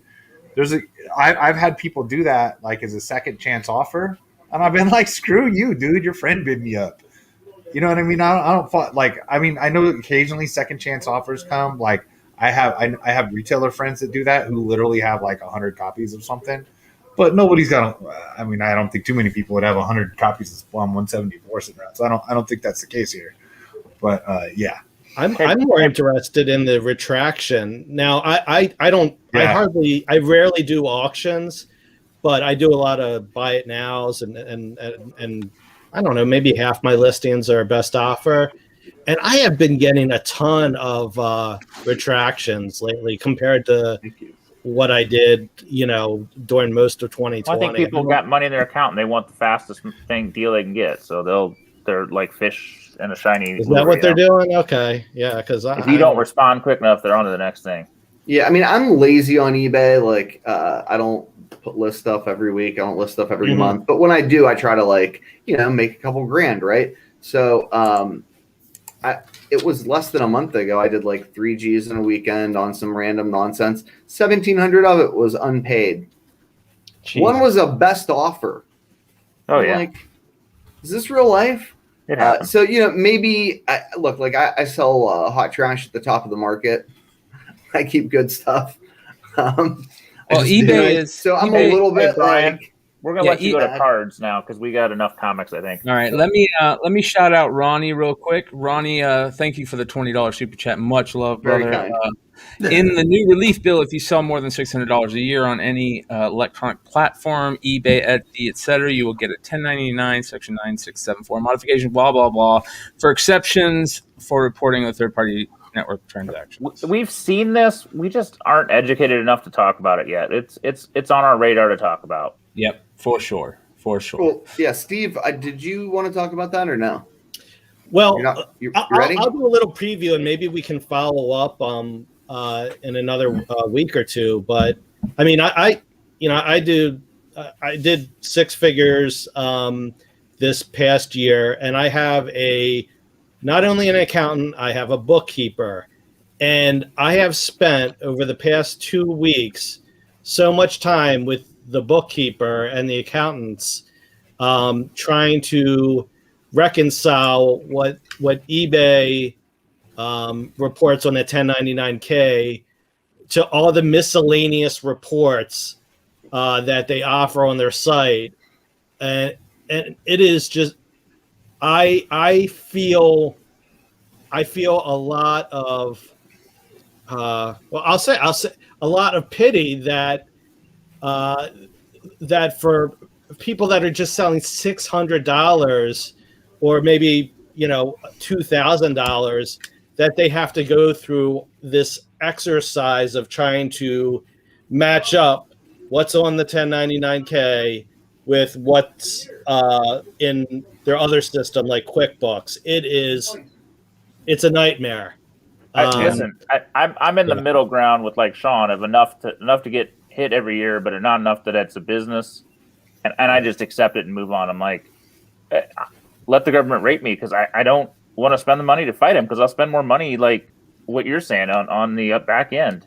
And I think the other issue too is like, whatever you want to say about it, I think it's the drasticness of it. It's like 20,000 to 600 is a bit. I mean, I can see 20 to 10, 20 to 15, whatever, but it's like 20 to 6 is. Well, the government just looked at all those people that were making somewhere between 20 and 6 and said, "I want that money." Yep. Yeah, it's not cool. Here's a couple more comics that we left off. This Daredevil. I was just trying to keep us moving. Oh, it's all good. 1.0 for $11.25. Wow. But this book, in my opinion, has been waiting on a jump for a while. I think it's one of the most ugly 1.0. It is very ugly. I don't think I could own that one either. Captain America Annual 8. This was brought up, I think, earlier. Yeah. 537. Looking for a newsstand. I hope he found his. Yep. Here we go. Is the Tales of Suspense 57 CGC 5.0 sold for $760. We talked about that being undervalued. Considering everything else that's low right now, I was literally looking for one. I sold my 6.5 like an idiot. So, yeah. It's the same thing with Captain America 117. Well, I mean, we'll talk about that when Winter Soldier and it comes up. So this is the type of stuff I love seeing. I love old school movie posters, originals, and this is a 1949 New Adventures of Batman and Robin. It's like a serial back then that they did before the movies, and this is Chapter 8, one sheet, sold for $1,400. Pretty damn cool. Shout out to the Modern Comic Mayhem guys who showed a really cool piece off a Superman 1960s animation sales sheet thing that they would give the salesman to go around and just try to sell the show off. So all this type of ephemera, it sells. People collect the hell out of it. So, all right, some quick comic or card sales. This was very interesting to me. A 1992 OPG Mario Lemieux 85-86 reprint. This isn't even his rookie card. This isn't even what his rookie card looks like. It's supposed to be some type of rare reprint, and the reason why I brought this up is because I don't know what this card is. I don't remember the 1992 OPG having the reprints be that rare in there. And again, this is not his rookie card. This is a reprint from '92. So if anybody in the chat can give us a hand on it, why this sold for so much, which is absolutely mind-boggling to me. I wonder what the pop is, dude. It says right there, very rare card. Yeah, I know. Exactly. Why That's what can't scares you read? They needed the fire emoji in there too. It would have been 1,000 if they would have had that. All right. All right, here we go. This is a 2020 Panini Prism Gold Vinyl Joe Burrow rookie and numbered out of 5. I don't need to go find out how much it sold for. That's a lot of money, no matter what. Here we go. A Zion Williamson out of 199 Panini Prism Blue PSA 10 gem mint sold for $16,000. Wow, bro. Oh man. But the blue looks so good with the jersey, doesn't it? It looks beautiful. Yeah, dude. I gotta buy. If I was Zion all day, all night, dude. I was gonna spend $16,400 on a Zion card. It'd probably be that one. Well, let's talk about that real quick because people do spend more money if the color matches the card well. For instance, the gold Joe Burrow. Like if this is a 49er, this card, the gold looks gorgeous on it. If you get the black 101 and it's a Raider, like I did. I'm hoping to sell mine for an extra for that. You know what I mean? Like, that's what people love, that stuff. Same with if like you get numbered cards and it's like the same number as the player. eBay 101s, baby. Here's a Trey Young red rookie. Perfect example. The red goes good with the Atlanta Hawks jersey. This is out of 88. This is a PSA 10 gem mint sold for $3,400. This is so crazy. It's crazy right now, but I think everybody's gonna see this. I'm a Trey Young. I got a Trey Young in the bag too. Not like this, but it's this might be one of those ones that 3,400 might look like chump change in a couple of years, depending on how it goes. I was literally gonna say what Dino said, so I don't have to say it. Okay. This is interesting. This is very interesting. Fortnite cards. I was thinking that. Yeah. Fortnite cards. 7,800, 2,800 for these Fortnite cards. I have no clue about Fortnite cards. I thought. How do you get a Fortnite card? Does it come out? They sell them in the stores. They sell them in boxes. They're in boxes. Yeah, it's like Minecraft. Minecraft has cards too. We're very old, bro. I'm so to see old. this for 7,800, I don't even know what. Like, chat, hit me up. Tell me let us know in the comments what's up with the Fortnite cards. And no, it's because the card matches his eyes. Yeah. Well, hey, listen, we talk about it all the time. Same reason the Pokemon cards are going crazy. Like that Logan Paul guy made millions off of NFTs opening a Pokemon box. He sold the NFTs videos of him opening a Pokemon box and made millions of it. So these kids are getting older. Right. They're spending money. But so what about the ones people leave at the stores? That's what I was gonna say, because so there's nothing left anyway. You go to Walmart and Target, all you get is Magic and Yu-Gi-Oh. Yeah, so I guess just start fucking buying it. At this point, I don't know, man. It might be getting there. Look at this. Who would have ever thought that just a regular card out of this set, the PSA 10 version of it, would sell for $1,200? But multiple cards in this set sold for over $1,000 this week. We're gonna try to talk Stein into doing a box break for us. Yeah, a live box break and see if we can pull some 10s out of there. But as you can see, it's easy to tell borders in this. So good on these. It'll be interesting to see what these look like coming out of factory sealed packs that were plastic though. So I don't know about that. All right, here we go, guys. For all everybody out there that didn't believe me that there was a boner C3PO card that sells for a lot. This is the 1977 C3PO Air, the one that I did not pick up, even though I talk about it all the time. I'm such a moron. PSA 8 sold for $685. Did it say boner in the... No, title? It just says Air. I wish it did. It just says Anthony Daniels Air. But what's wrong with his boner? He has one, bro. No, but the error. It's not supposed to be there. Curve. Oh, it's just they airbrushed it out. It's called the Little Mermaid effect. Yeah, right. Yeah. All right, you guys, Garbage Pail Kids fans. Oh boy. Jesus. Yes. How about a PSA 9 off-centered or a little bit off-centered one? Atom Bomb selling for $1,800, and then a PSA 10 Billy Blasted Billy, his counterpart, selling for almost $6,000. Why the hell didn't we buy these 2 years ago when you were talking about them? I'm grading the minis. That's it. You have to. Yeah, I got it, dude. Did you give me original Atom Bomb 85 when you sent me? I think I gave you a mini. I think I sent you a mini. Yeah.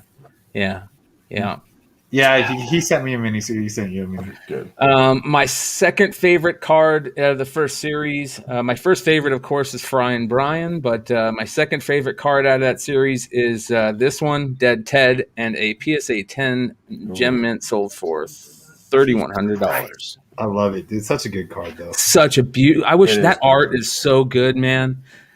That is some of the best art of the whole series. That's for sure. But all right, so let's see here. Star Wars cards. Where you at, Nico? Where you at? God damn. 1977 Luke, a number 1 at PSA 8, sold for almost $2,000. You guys are just gonna keep like rubbing it in that I left boxes of those behind. Like, oh. Yeah. A PSA 9 R2D2 and 3PO sold for almost $450, and a Han Solo PSA 9 sold for $1,000. How about this one, guys? A ton of these Three Stooges cards sold for over the weekend, and a lot of money. At least it doesn't say rookie card in the listing. That's all I gotta say. That's all I gotta say. If someone said rookie card in the listing, dude, I was like, yeah, this is a big card. 2 years ago. Two years ago, what's this cost? So here's the thing, and I tell these guys all the time. When I first started Flipside, which is probably about 2 years ago, these cards weren't that expensive. You could probably get this card for $1,000. I would have left it for $1 in a store. I mean, they're so hard to get. I might not have left it for $1, but I would have left it for 10. This is a PSA 8, guys. This isn't a 10. This is a PSA 8. Yeah, but if it was $10, I'd have been convinced it was a reprint. You could probably get this. Somebody for like would have to have like given me a speech about like, so this is from 1959. It's the original card. It was found in the collection. Like then, I still like. How much do you want for it? I don't know. I would have seen a $25 price sticker and it went So my cigarette purchase of Gone with the Wind on that cigarette box, Brian, is probably looking pretty good right now. Yeah, like man. 30s or 40s. Well, you guys want to really trip out? How about this one? This is the Wonder Bread set from Star Wars. These are multiple sales. Oh, you all yeah. Boy. Yeah, that's crazy, right? That's beyond Doesn't crazy. even come with the bread. Doesn't even come with the bread. No, sir. Well, if it did, we'd make Brian eat it. Yeah, get the hell out of here. I think I got some 1988 Northern California Will Clark and Mark McGuire Hostess cookie. Wait, no, Mother's Cookies cards.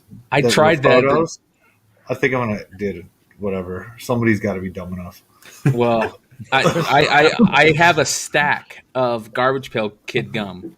And that's what I did try, and it was terrible. But I have a stack of it waiting for Nick Hart. I'm gonna send it to him. Yes, he'll eat it. Yeah. So amazing you lived. What's that? It's amazing you lived. Yeah. At least you didn't lose some dental stuff. Yeah. Look at this. Look at our boy. Just Ronnie. Ronnie's just busting it out. Another 20 bomb. It's very kind. I like it. Much love, guys, but I blame Flipside or flip channels like this who just turn and burn so many vids on nothing but flipping really have influence. Sure, we have new eyes on the market, but there are all sharks and smell the blood and water. Well, I'm glad you brought that up right now because, we're going to get into talking a little bit with Dinesh about some bad idea stuff, and we saw his book show up in the market report, and a lot of people are talking about moving that book right now. So, hey, can I give something away? I know you guys have a giveaway. Can I add to the giveaway? Well, let's do it. Let's. Let's do this. Remember from the interview, we still have to give that one away here tonight. Yeah, no. I said. Oh, is that right? Well, I can add another one. I've been busy while you guys are doing the market report, and I don't know if you guys know this. We have a first print and we have a not first print, but there is a one of one not first print that I've just made. You guys want to see it? Sure. Right, so here's the first print. Notice the white logo. Thank you for the spotlight. No, that's not good. We're professionals. Here's the not first print black logo. Ready for it? Wow. Not first print. Made with this giant fat Sharpie. I love it. I like it. Oh, shining. So let's give this to people after the video. We are going to pick a comment. Let us know what you thought about Bad Idea, and let us know what you thought about ENIAC if you read it, and what you enjoyed about it. And in the comments after this video, remember. Yes. After Not this the video. live chat. Yes, you got it. All right, so let's give away, before we do this, let me give away the book that we gave away for last week, or that we had for last week. And you guys, if you guys have some questions for Dinesh, go ahead and start throwing them up, and we'll throw up a couple every once in a while when we get a chance. Let's see here. I just got to find our good stuff. Nico, you want to go ahead and take over for a second? Yeah. All right. So, you recall when we sat down for our interview, I was like, well, I've got to drive an hour to go to a comic shop in Pittsburgh. Am I going to get a first print or am I going to get a not first print? What do you think I got, Dinesh? Because you said that I was 99% positive. If you live in the United States, you're a subscriber. I was a subscriber. I was like, I think they said I was on the 26th. But I think I was on the 24th. We can argue about that with them because it's an interesting story. Let me just rewind. I heard it today. You heard the story already? Yeah, but I'd love to hear your version of it. From the guys at New Dimension? Maybe. Well, they hate you, though. They are sometimes very, very kind to me. The gentleman that was the manager there, Chip, I was like, hey, buddy. Where's my book? And he said, did you pre-order? Nico, did you pre-order? Yeah, absolutely. He said, you're not a subscriber. And I was like, no, as a matter of fact, I am a subscriber. I was so early, I subscribed at multiple stores. You guys called me and said, you can only subscribe at one store. I said, cool, as long as I'm subscribed to all Bad Idea comics from here on. And then he kind of coughed it up. He's like, well, we only got 10 copies. And when did you pre-order? That would have been the 26th, according to them. Whatever the first day was before the little February. Yeah, or January, or whatever the hell you could sign up. Well, big difference. 26th of February means after the allocation. I don't know. 26th of January means you actually pre-ordered. That's key. Well, I would have pre-ordered. The 26th of February was like 3 weeks ago. So clearly the 26th of January. Yeah, it was whatever your announcement was. It was like within 24 hours of the announcement. Now, what did you get? Not first print? I didn't get any books. I basically got told to quit asking so many questions. I'm not here to do your detective work for you. In fact, that's a quote. I'm sorry to hear that. Well, here's the thing, right? Like, I'm a guy of means. I've got like a normal, job. I make halfway decent money. I can go and buy the book off of eBay. It is what it is. I'll help the market. You ain't gonna have to cry me a river. The issue is more like, who else does this happen to? I mean, because my roommate is not a person of means. Works 2 jobs, works real hard. Asked you for a poster. You were kind and gracious enough to be like, absolutely, I'll get you a poster. Just send me a message. I mean, he almost danced around my house. He was so excited. Yeah, he's telling everybody about it. Yeah, he's just thrilled. It broke his heart that he couldn't get this book. And I imagine that there are other people like that. And I'm not trying to like cast aspersions or lay blame on you or, New Dimension Comics or whatever. I don't know really what fucking happened. Who knows? But here's the thing. Here's why I don't worry about it too much. And it's going to sound terrible. But what we're trying to do is very different from the other publishers. The other publishers are very much a business in the sense of expansion, growth, empire building. And we're very much I even started to call it a business. We're very much an operation in the sense of we want to make comics and get them out there. And what happens after that, we want to make sure people don't get in trouble. People don't get hurt feelings, but we don't really care what happens after that. It's a very strange thing to say in an industry in which it's, how do you want it? Do you want a first print, second print, third print? You want a trade paperback? You want a digital version? You want it to give it to you in a hardcover? You want it in an omnibus? How do you want it delivered at your house in a convention? However you want it, we'll bring it to you. We're kind of the opposite. And so I'm sad to hear that you had to walk away from that without a copy. I think that We've just shipped a bunch of not first printings again to stores. I think that they will continue to get out there, and you and Roommate will find them. But the fact that you don't have them immediately isn't really what we're set up to do. Which again, I understand how it looks. This is why the book is as good as it is. This is why it's 48 pages with no ads. This is why the cover looks the way it does. It's because we've put our efforts into that.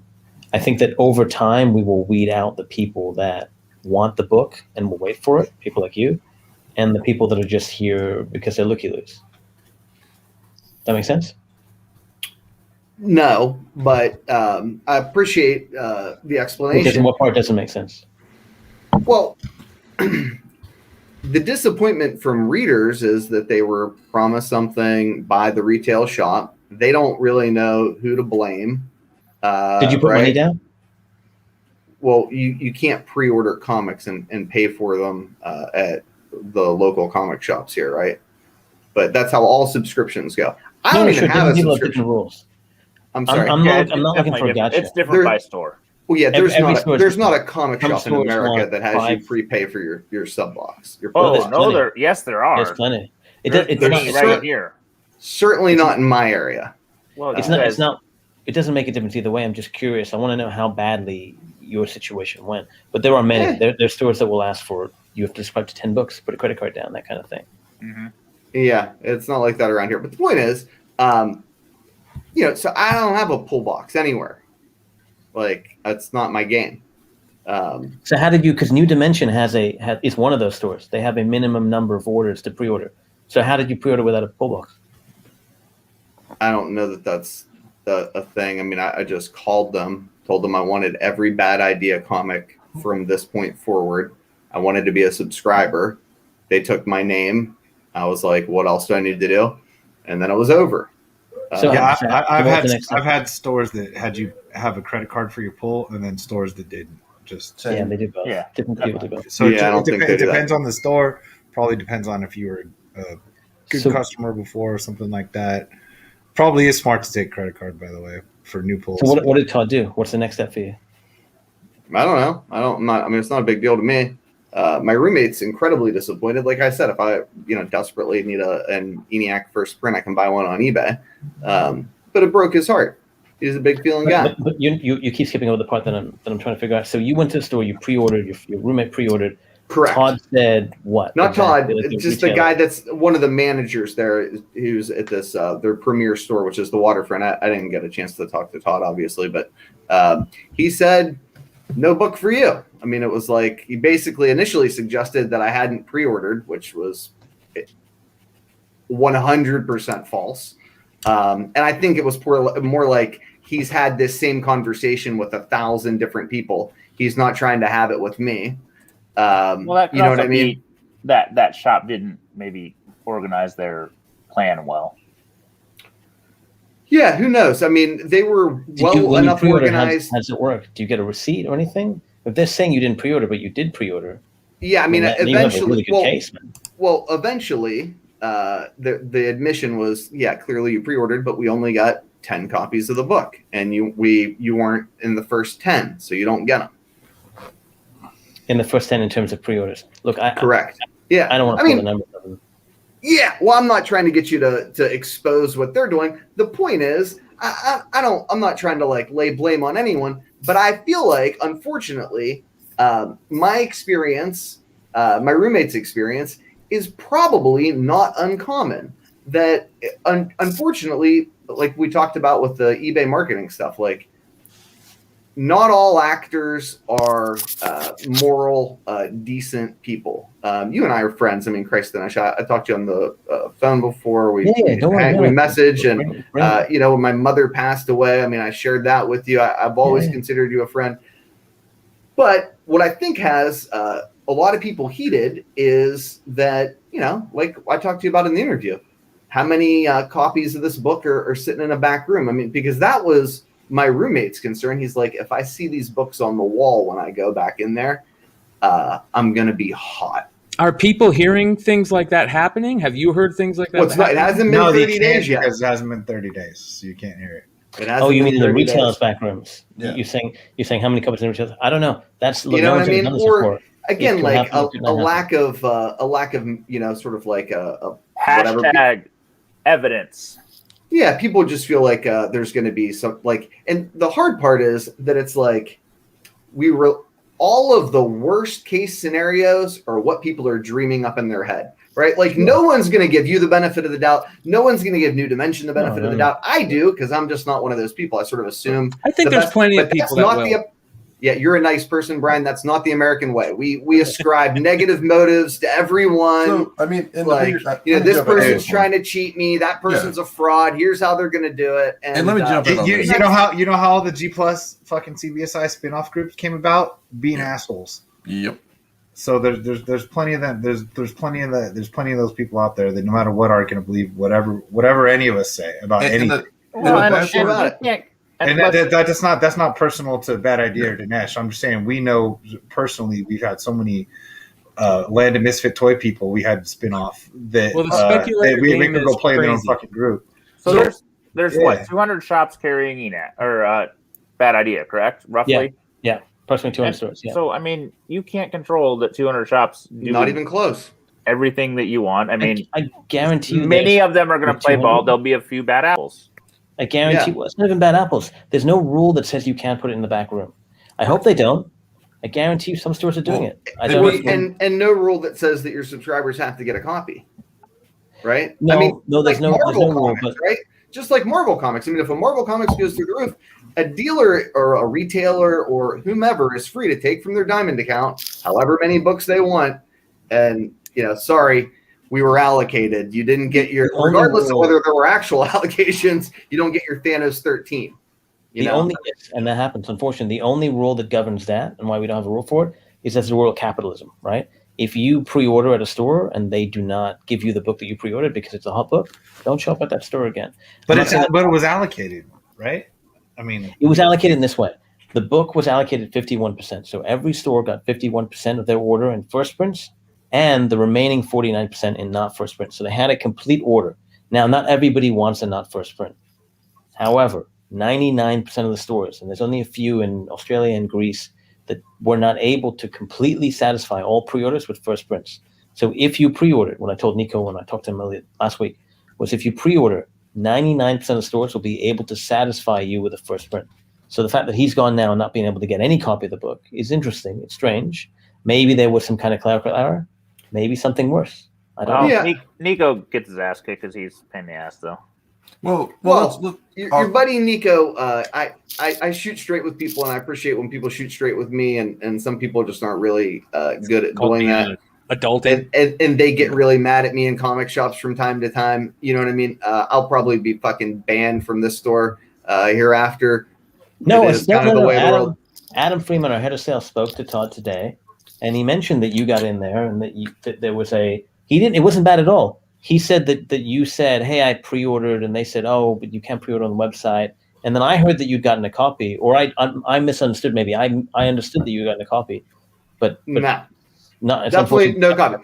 I'll be okay. Like I said, I can buy mine from eBay. But my poor roommate is a nice guy, right? And legitimately, all he wanted was a damn poster, right? And the thing is, address. You're a kind soul, Dinesh. But the point is, like, this is what fucking irks me about all of it, right? At the end of the day, you're putting out a good product, and you're going to get shit on about scenarios like this, regardless of whether or not it's your fault at all. There will be people who, sure, but there will be people who can't sit down and talk with you on the internet that are just going to have this similar experience, regardless of whether it was your fault or, and again, I'm not trying to attribute, bad motives to New Dimension Comics. They got 6 shops, runs a tight ship, has cool fucking dolls, love to fucking do business with, really enjoy him, but have that bad experience, and they're going to say, fuck him, fuck you, I'm not going there anymore, and that sucks. And I want to try to, create a better dialogue on those issues so that it doesn't hurt the hobby that we love, doesn't hurt my friend's company that has one damn book out that's really cool that I'd really like to check out, and doesn't hurt LCSs when they need help the most. But I think you're talking about the problem with kind of market forces, right? Like I'm drinking this wine here. I bought this at wine.com. I've had so many issues with shipping on wine.com, but I mean, I still use them. I get upset at them sometimes. I call them. They give me half off of shipping or whatever. That's kind of how all capitalism works, right? Especially in the wonderful thing about our business, the wonderful thing about our hobby is that the comic book shops are all mom and pop. There's no Virgin Megastore comic book shops. So we have 3,000 direct market comic book shops in America. I think the biggest chain is 7. I think it's 7 stores.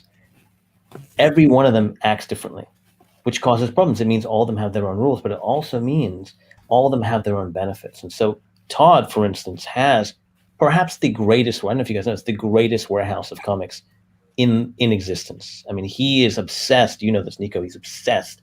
He's got like the end of Indiana Jones, that kind of a warehouse. The things that must be in there, the treasures are insane.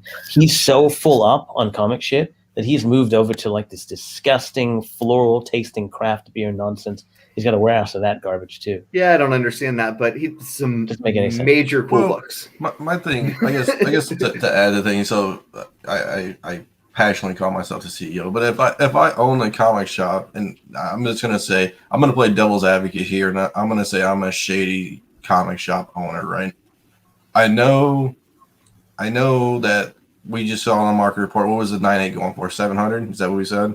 Yep. Yeah. Okay, so there's already allocations. Yeah. I know what you're gonna say. There's already allocations. Well, it's not even that. It's during the time that we've lived in. Comic shops are down. We all know that. It's no lie, right? Sales have been in the shit unless you're doing eBay. If you're not a good retailer and you're not doing eBay right now and you're not doing online or whatever, it's gonna double hurt.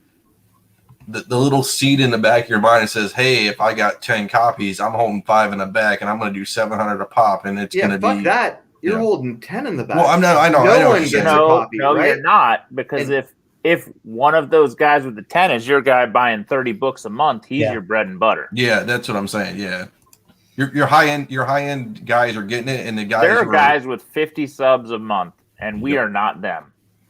Yep. Yeah, but I spend thousands of dollars. You spend thousands on back issue. You're not the guy paying their light bill. They count on the guy spending $3 times 50 a month. Those guys are their bread and butter because that's the dedicated straight income. You are the random. Hey, we just sold something crazy. I don't know. I'm just saying the point is there's a financial incentive for unscrupulous brick and mortar shops to say nobody gets a copy. We're selling them all out the back door. They have the excuse because we got allocated. I'm not trying to suggest that that's what happened with me. I mean, look. But here's the ultimate question. How does anybody stop that? Well, no, but who gets blamed for it? Dinesh gets blamed for it. Nico, yeah, right? But it's okay. I get blamed no matter what. Honestly, I get blamed no matter what. I do everything right. I still get blamed. It's kind of the business. It's kind of the job. But from your standpoint, it's very simple. If you pre-ordered the book and Todd didn't give you the book, if New Dimension didn't give you the book, I don't want to say Todd because I don't know who it was. You talked to John, whoever. Never shop there again. If you didn't pre-order the book in time and you're causing this fuss, they should never sell to you again. If it's somewhere in the middle, then find that middle ground. But that's just capitalism at work. In terms of the book, will it be valuable down the road or not? It depends on whether people like the future issues. It depends on whether there's any spec on the movie and TV front. Look, I have a whole separate film and TV company. The fact that there's been no bad idea film and TV spec is purely because I'm doing everything I can to suppress it. Right? It would be very easy for me to make an announcement tomorrow saying Russo brothers, the showrunner of WandaVision, and a massive actress is going to be in ENIAC as a TV show. Pump the book up. I could do that no problem. I'm trying to do the opposite of that because I'd like to bring readers, because if I have a book that spikes and it becomes $1,000 book, no one's really paying attention to anything else I do. They just focus on that one thing. I don't have a company from that point onwards, which is why I have the not first printing. If your roommate wants to read the book, unfortunately, he might have to wait a couple of weeks. These not first printings will get out into the marketplace. That book will drop. It'll be a $3.99 book. Every interview, your interview as well, every interview I've done, I've screwed it.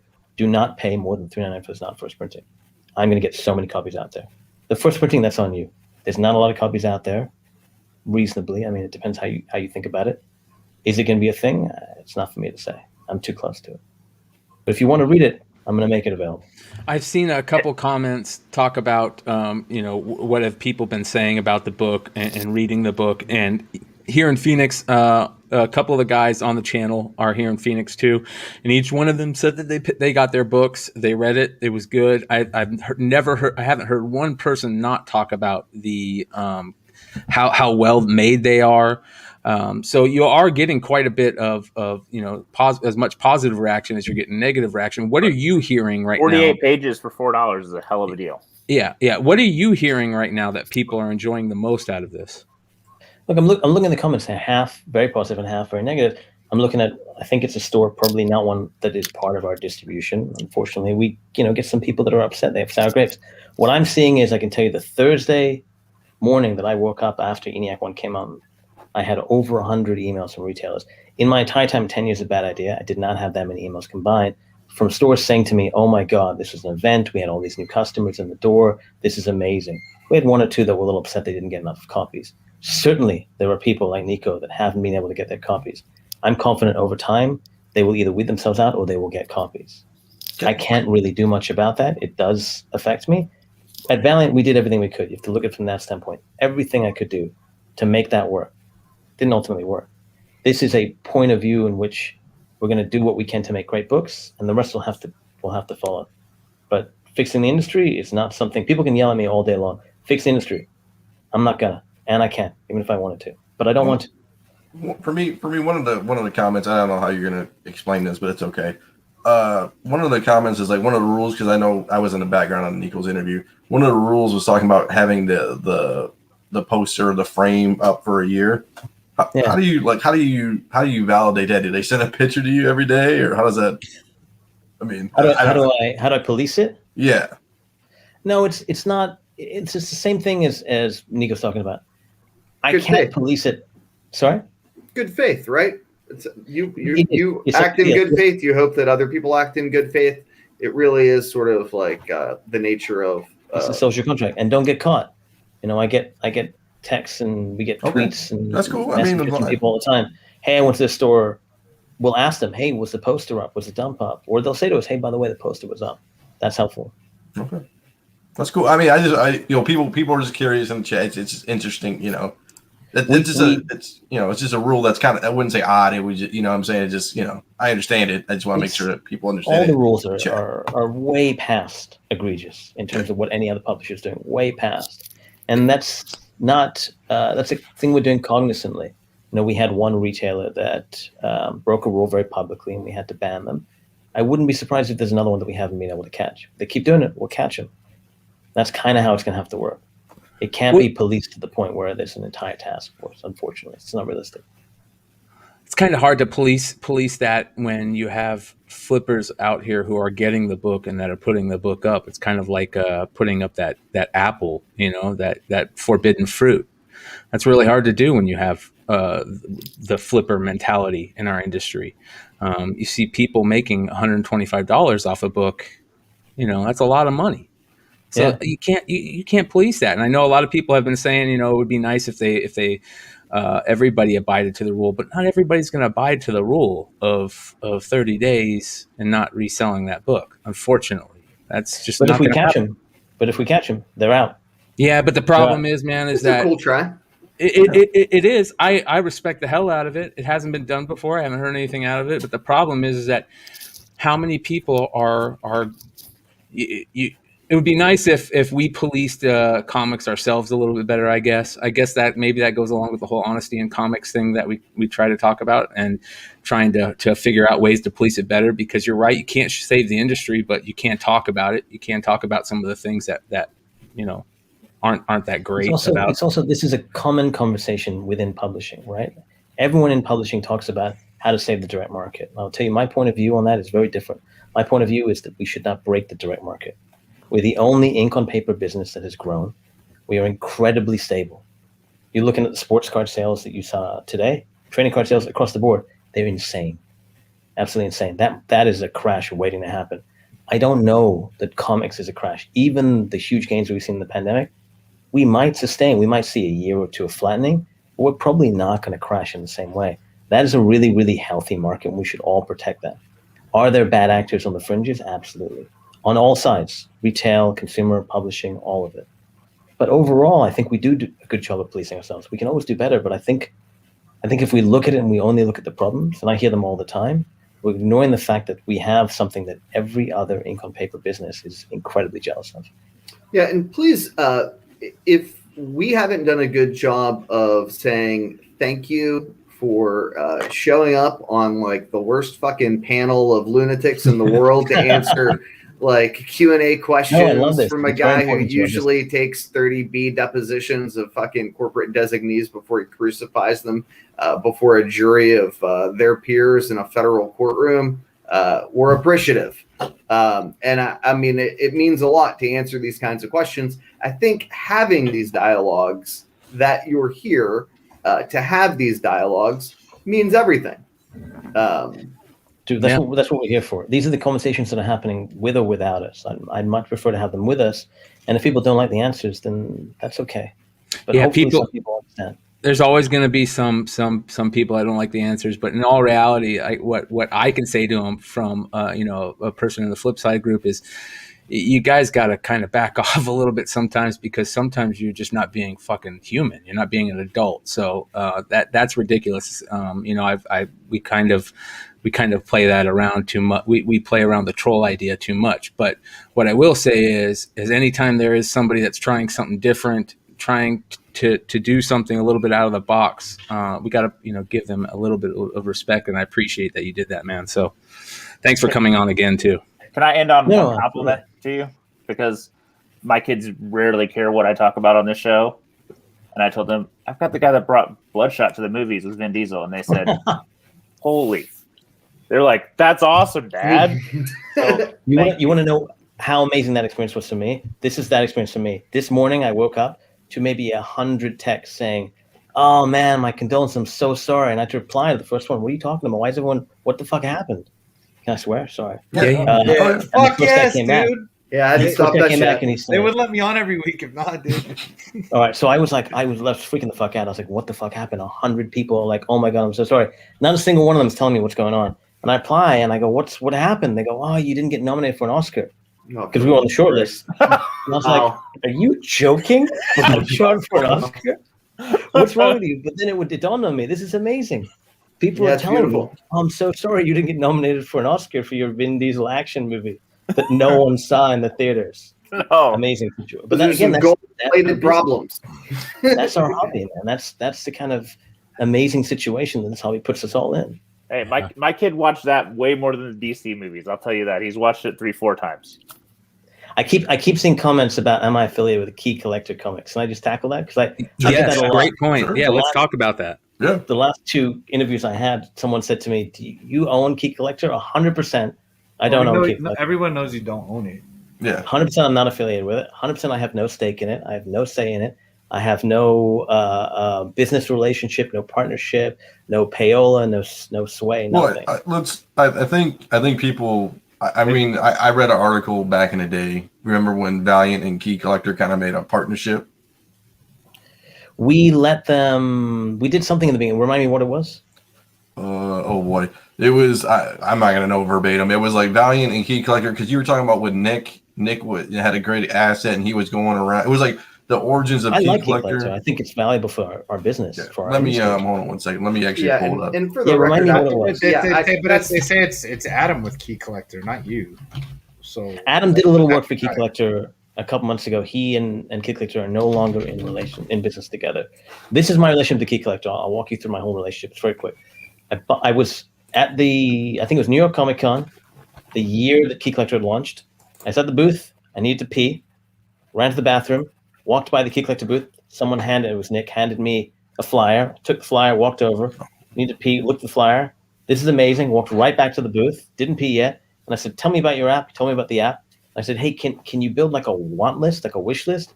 And he goes, Yeah. Let me show you. And I go, Can I get it offline?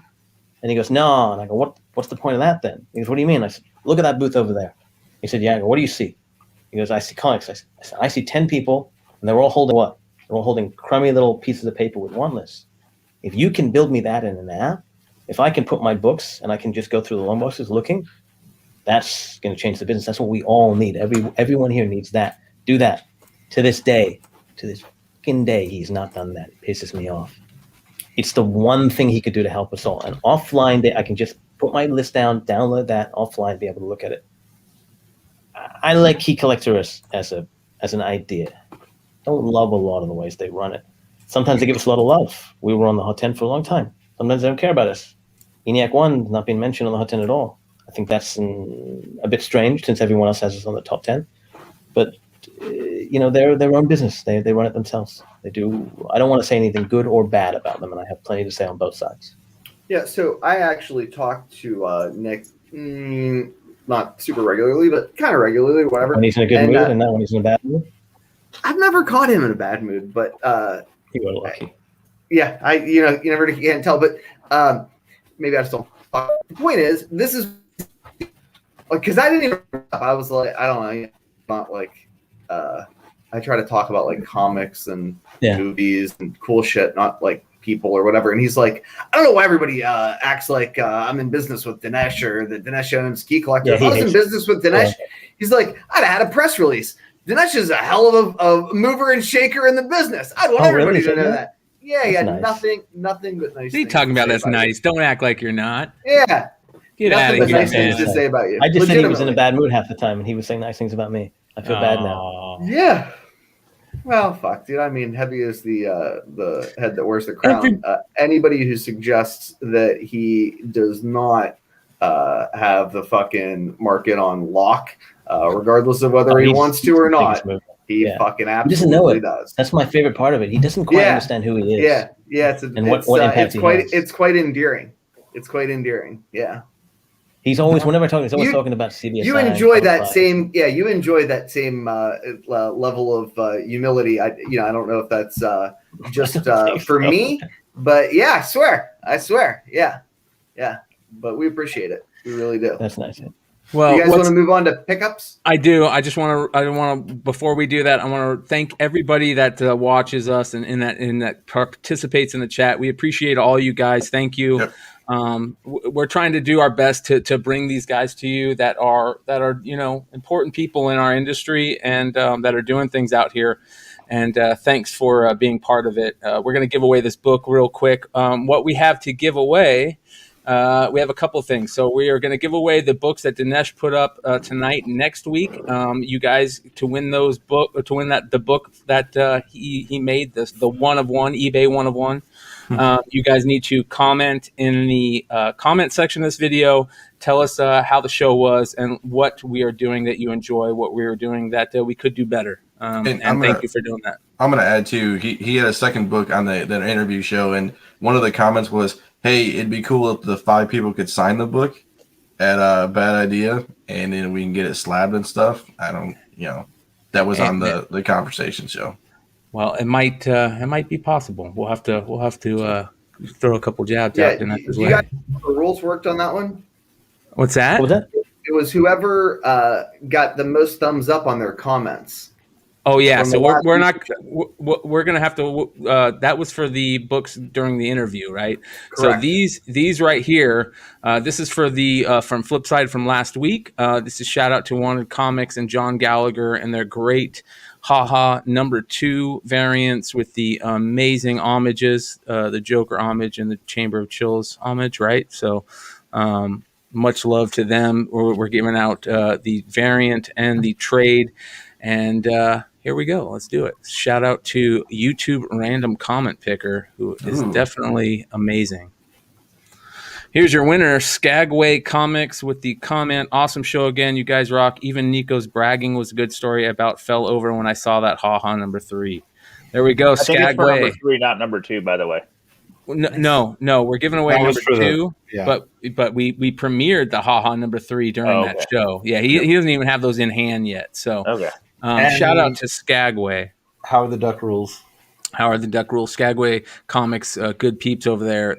They've sent in some cool stuff, and they sent in a really good giveaway for our year-end 2021 show. So shout out to them. Skagway, you know how to get a hold of us either on IG at Tales from the Flipside or on Gmail at talesfromtheflipsidechannel@gmail.com. Yep. Let us know the book you won, which is haha #2 variant, and your information, and we'll get it out to you. Thank you, brother. All right. Let's do pickups. You're fucking stuck talking to me on IG? That seems unfair. Get out of here, man. They can talk to me, maybe. I don't know. Yeah, make sure you guys follow the IG. Give Nico some love. He feels so terrible that nobody follows the IG. Makes me very sad. But I've seen a couple posts have gotten like 40,000 views, 30,000 views. We have one that's at 500,000. There you go, brother. Whoa. It's not about it's not about Spidey Super Stories, number one, which I'm disappointed about. That only has 1,500 views. But with your help, if you just send it to every person in the United States, we can get maybe 500,000 views on Spidey Super Stories number one. So you can help. Yeah. There we go. It's like Make-A-Wish Foundation, only different. All right, well, real quick. As we started there, Make can I go wish. first? Yeah, you can go first, brother. Of course. Because I'm old and I get tired, and sometimes at the end I can't make it. But since we did Spidey Super Stories, I put money where Nico's mouth was, and I did buy the nice copy I could find. Yeah. So I bought a 9.6. I thought it was a cool book. It's one of those, like, you always think of Spectacular Spider-Man, but we don't really think of this series in a number one. So, why not? For the price I paid, I don't think you can get a Web of Spider-Man one. You can't get a Spectacular Spider-Man. You can't get any of them for that. So I'll take it. Spidey number one got. I got two modern foreigns that I thought were interesting. We all know I like the 2099 Jones variant of Superior Spider-Man. There is two variants of it. This one, which is common. That's common? Yes, I wish the fucking American was common. This one is common. Yeah, I've forgotten where it is. On that cover? J.G. Jones. J.G. Jones. God, I've forgotten where the hell this one came from. I think it's Spanish. I think this is the Spanish one. But that's not the cool one. This one was had for a few bucks. It is their regular cover to this issue. It is a thicker edition from Panini. Not hard to get. The other one, though, is Badass. Italian. Italians do shit right. Wow. Virgin, foil, embossed, so it's all raised and all of this. Christ. That's beast, dude. Yeah. This one is tough as shit to find because the only copies I can find are Italian eBay, and Italian eBay will not ship out of Italy. Yep. I don't know any Italians. I even hit up our friends in Spain. I hit up our friends in France. They won't even ship to other parts of Europe. This bad boy is gorgeous. I mean, this one makes the original look like, oh, that's not that cool. Can I ask what you paid for it? I paid $100. This is a variant that makes Dinesh go, I wish I put that out at Valiant because you put out some crazy stuff. I was literally just thinking that. You read my mind. This thing is beautiful. You put out some beautiful books. That is in that kind of list of books. If Valiant had Spider-Man. If only. You would have put it out. Yeah. It wouldn't look this old. One more thing. This is my favorite pickup probably of the year, and I've bought a lot of cool shit. Yeah. This is Jose Duran, original art. Wow. Nice. This is Spider-Man and Medusa. I have no idea when it was, where it's from, but you can tell this was from Mexico at a time way before. The man is going blind, so he does not do new sketches or new art. So Who's Duran, for those that don't know? He did the non-canon Spider-Man run, the famous wedding issue, the Big Booty Gwen, all of that stuff. He's the artist. He's the man that brought Spider-Man to Mexico when they wanted Gwen not dead and wanted more issues. They were basically not publishing Spider-Man fast enough for Mexico, so they started making their own stories, 46 non-canon issues. He really liked – he was really good at drawing women and their assets. Yes. But I will tell you, this is what I thought was interesting. I got it, and this is on like some artboard, but there is like, I thought this was ink bleed through. This is, they yanked it off of something. So like it was matted with glue or matted with something. Like this is, they did not take high care of this, but it's beautiful in the front.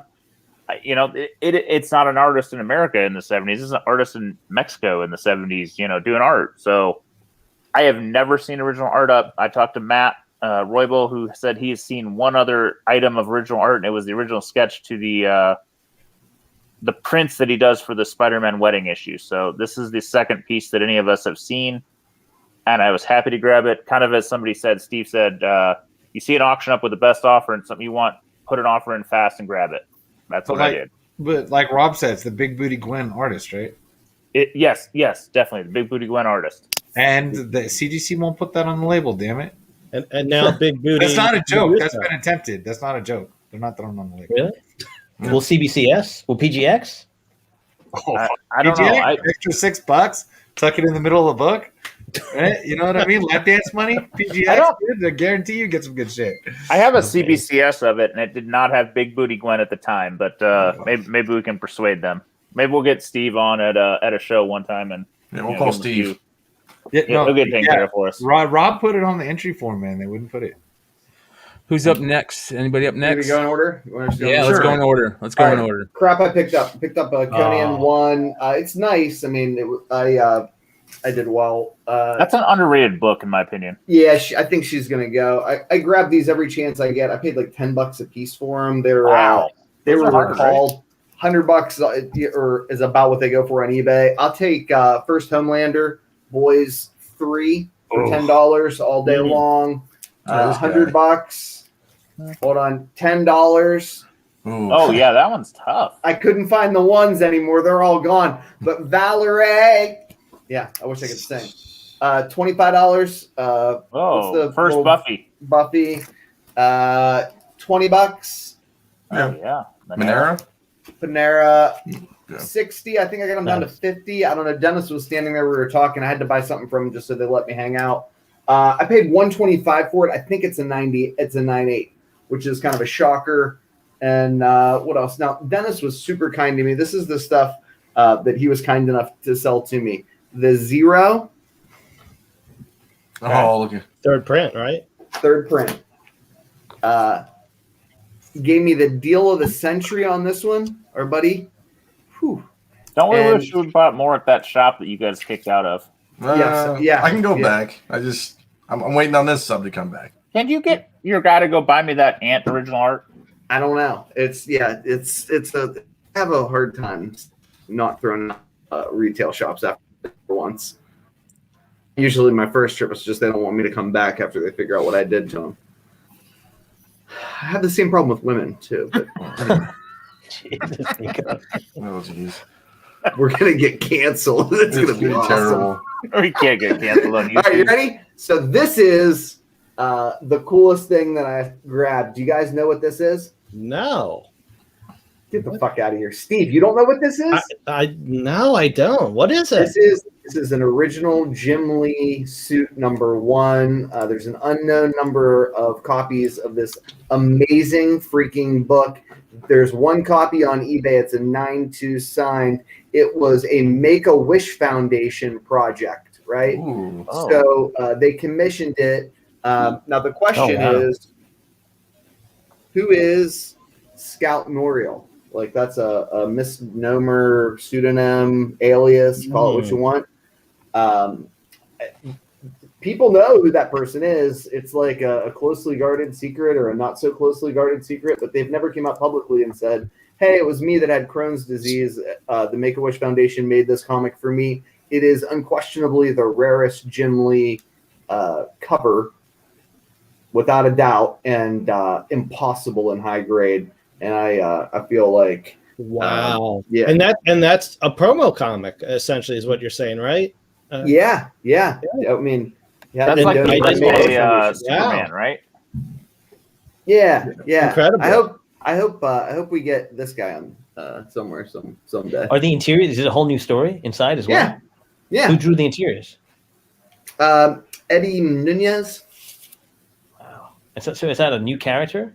Yeah. That's crazy. I never heard of this. That's crazy. Yeah, I'm glad I even got Dinesh interested. That's cool. Awesome. And we stumped Steve. Yeah. Which is a big thing. Yeah, you guys can fight for the 9/2. I'm embarrassed. I didn't know. Yeah, I'm legitimately never fucking heard of that thing. Steve Topher is just burying you, going, ha ha. You just know how you do. Because you guys are the wizards of obscure. I mean, this is cool as shit. This is awesome. Right? Yeah. When was this? Was this when New 52 started? It's got that stupid logo. Yeah, it was 2014. 2014. A couple years after. How the fuck do you even know this stuff? Like, Yeah, I definitely amazing. Never heard of that book. How many pages is that? It looks pretty thin. It's like 8 pages or something. Yeah, I don't know. I mean, you don't have to fucking count, but it's not. It's like a third of the size of a comic. Yeah, I would say if I'm a betting man, 12 pages. There you go. Oh wow! Yeah. See, that's something I pay 4 figures for. I'm honestly surprised our past leader of the old website didn't own that because of the Crohn's connection. That's a smart play. Didn't think about that. He might. He could be Eddie Nunez or Scout Memorial. Could be real interesting. Could be him. I don't know. There's people out there. There's somebody out there. Yeah. Yeah, I'm so I'm sure we excited. can figure it out. Yeah. Wow. Well, who had the Kickstarter for Crohn's or the fundraiser? Was that Rude? No. Steve. No, yeah, there was. I can't remember. It was Rude, right? Wasn't Steve Rude? I think it was Steve Rude. Yeah. If the chat knows, let us know. All right, Dino, you up? Yeah, sure. Let's go. I got a lot because I'm like Z, and I get old, and I'm like at 10:30, so I haven't been on pickups for like 4 weeks. So yeah, we got to pick ups like 2 hours earlier, or we won't make it. So this is just Robert Hack stuff that I always collect because Robert Hack's. I didn't know he had one. I didn't know he had a Killing the Children one. Yeah, I just. What number is that? This would be number. I'm sorry. It's not even on the thing anymore. I can't remember. That's okay, whatever. We'll figure it out. I'll post. I'll probably the chat will probably hit me up. This is that the Christmas one that actually is a crazy story inside. So that's those books. Let's move on to slabs. I bought this when I was in Cleveland with Nico. Look at this, World's Finest Comics, number 37. Yeah. It's a 0.5, and people are like, Dino, what are you doing? This one's missing 12 pages in an Doesn't matter. Doesn't matter because the cover's fire, dude. Like, yeah, tell him how much you paid for it. I paid a whopping. So Dinesh can fall out of his chair. I paid a whopping $70 for this. That's it, really? Yeah, that's what I'm saying. Isn't that great? I told him, I was like, yo, man, it's missing 12 pages, man. He goes, he had it like for 95. He's like, the lowest I could do was like 70. I'm like, dude, I'll do it, dude. That was great. Yeah, I would do that for 70. That 100%. Fucking cover's worth $400. Yeah. So, I mean, this is what I'm doing. This is the play. This is a continuing story on my pickup. So, Dinesh will be like, what the fuck is this kid doing? No, I love it. I love point thoughts. So I picked one up too, and I got the crazy label too because I'm messing. I ain't messing around here. The CEO has to believe in the channel, and that's what we're doing. Okay, hey, so that's that. Spider Dwayne matters. I picked up a 902 just so. Yes. Okay, so that gets out of this. We were talking about the retailer variants, and Brian was talking about the retailer variants and how do you get fucked by stores. So this is Jim Lee, Children of Adam, number 1, the X-Men. I paid $250. Then all the retailers got in and started dropping this book to $100. So I overpaid for this fucking book. But the problem is I really don't care. Also, hold on, time out. If you want to see a fake sale, look on eBay for the one of that copy that went for like $500, right? And then Larry's Comics at the same time is trying to sell one for like $166 on Instagram. But I digress. Okay, so Dennis, I could do this really quickly too. I could have returned this on eBay and said "fuck this guy" and bought another one for $160. But I'm a man of my word, so we don't roll that way. We don't roll that way. So no returns here. No buyer's remorse in this house. Yeah, I think it was like 200 because Ultra hit me with that link, and I was like, "Fuck Ultra." But it's a wraparound cover, and I don't want to pull it out because it's going to be color rub probably. Don't pull it out.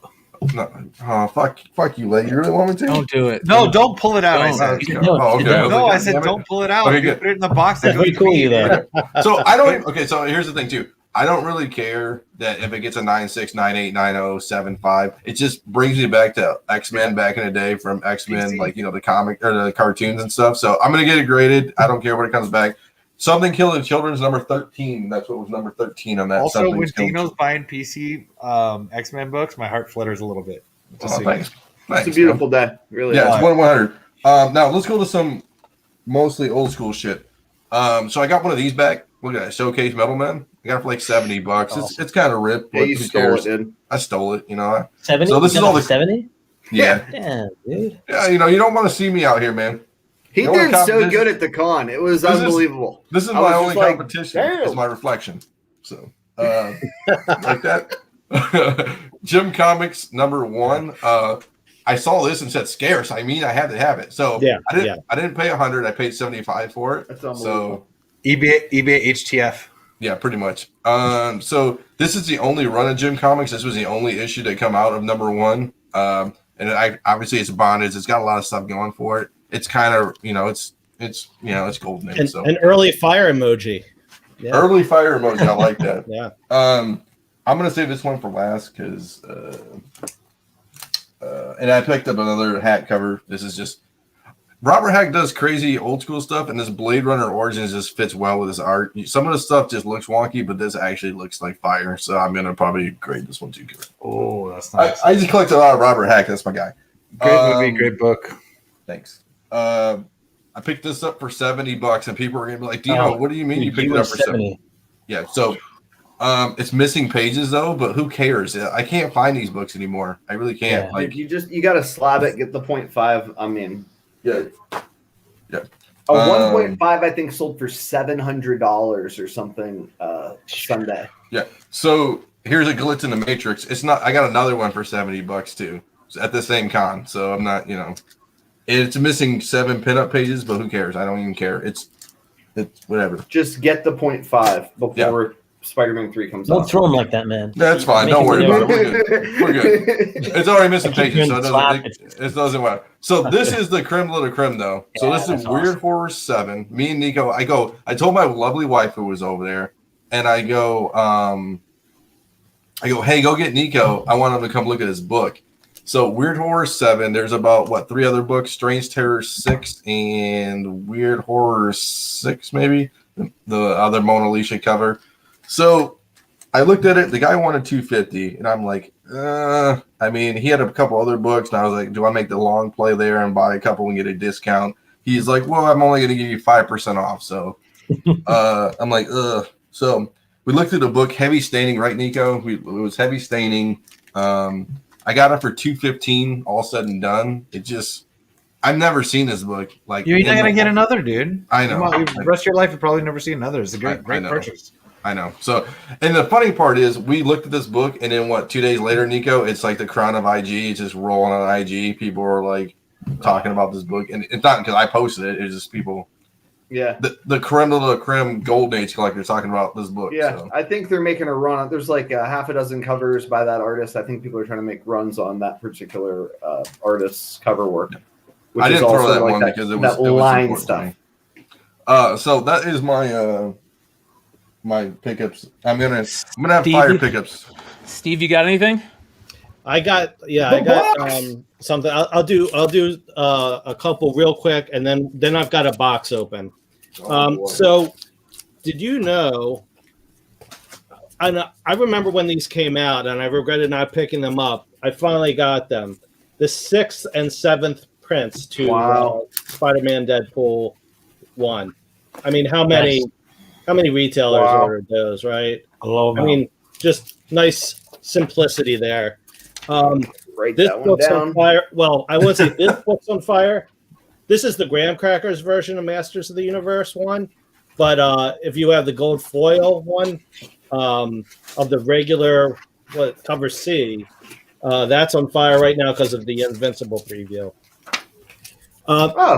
So this didn't make the top 10. That's coming up. I guess that'll drop tomorrow. Yeah. But so I figured I'd show it here because I also bought one. Green Lantern 10. I think it's an underrated key. It's first Sinestro Corps. Mention of the first Sinestro Corps. And it's the first Archillo, who's like the Kilowog of the Sinestro Corps. So, it's hard to get DC books in that top 10, I tell you. So this is the big box. From Image Comics to My Bargain Comics. So there was a Comics Pro charity auction about a month ago. And what was for auction was 2 copies. Well, 1 copy of each cover A and cover B, the foil covers to Department of Truth 1. There were only 75 copies each produced, and I believe they were sold through James Tinian's website. So the bidding got up to about $750, and I was like, I was going back and forth. And then Image said, we'll throw in a box of Department True stuff and other stuff around the office. I'm like, all right, I'll go for it. So I broke the 1K barrier and won, even though, usually I'm an El Cheapo. So this, I just unboxed this. So I don't know if the foils are in here or not, but we'll see what cool stuff is. So let's see. All right. We got the crossover. This was the retailer thank you variant. Great book. Yeah, so that's nice. That was nice for laying around the office. Let's see what else is in here. We got Walking Dead. I think this was also a retailer thank you. Gold foil. Walking Dead Deluxe. Yeah. The color version. It was. Looks like okay. This is the Comics Pro cover for Noctera, and then that's very cool. Another variant. Yeah, that's very cool. We'll see what else is in here.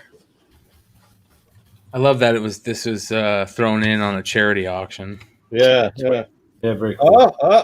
Is this? No, this is not the. This is this is Scott Collectibles.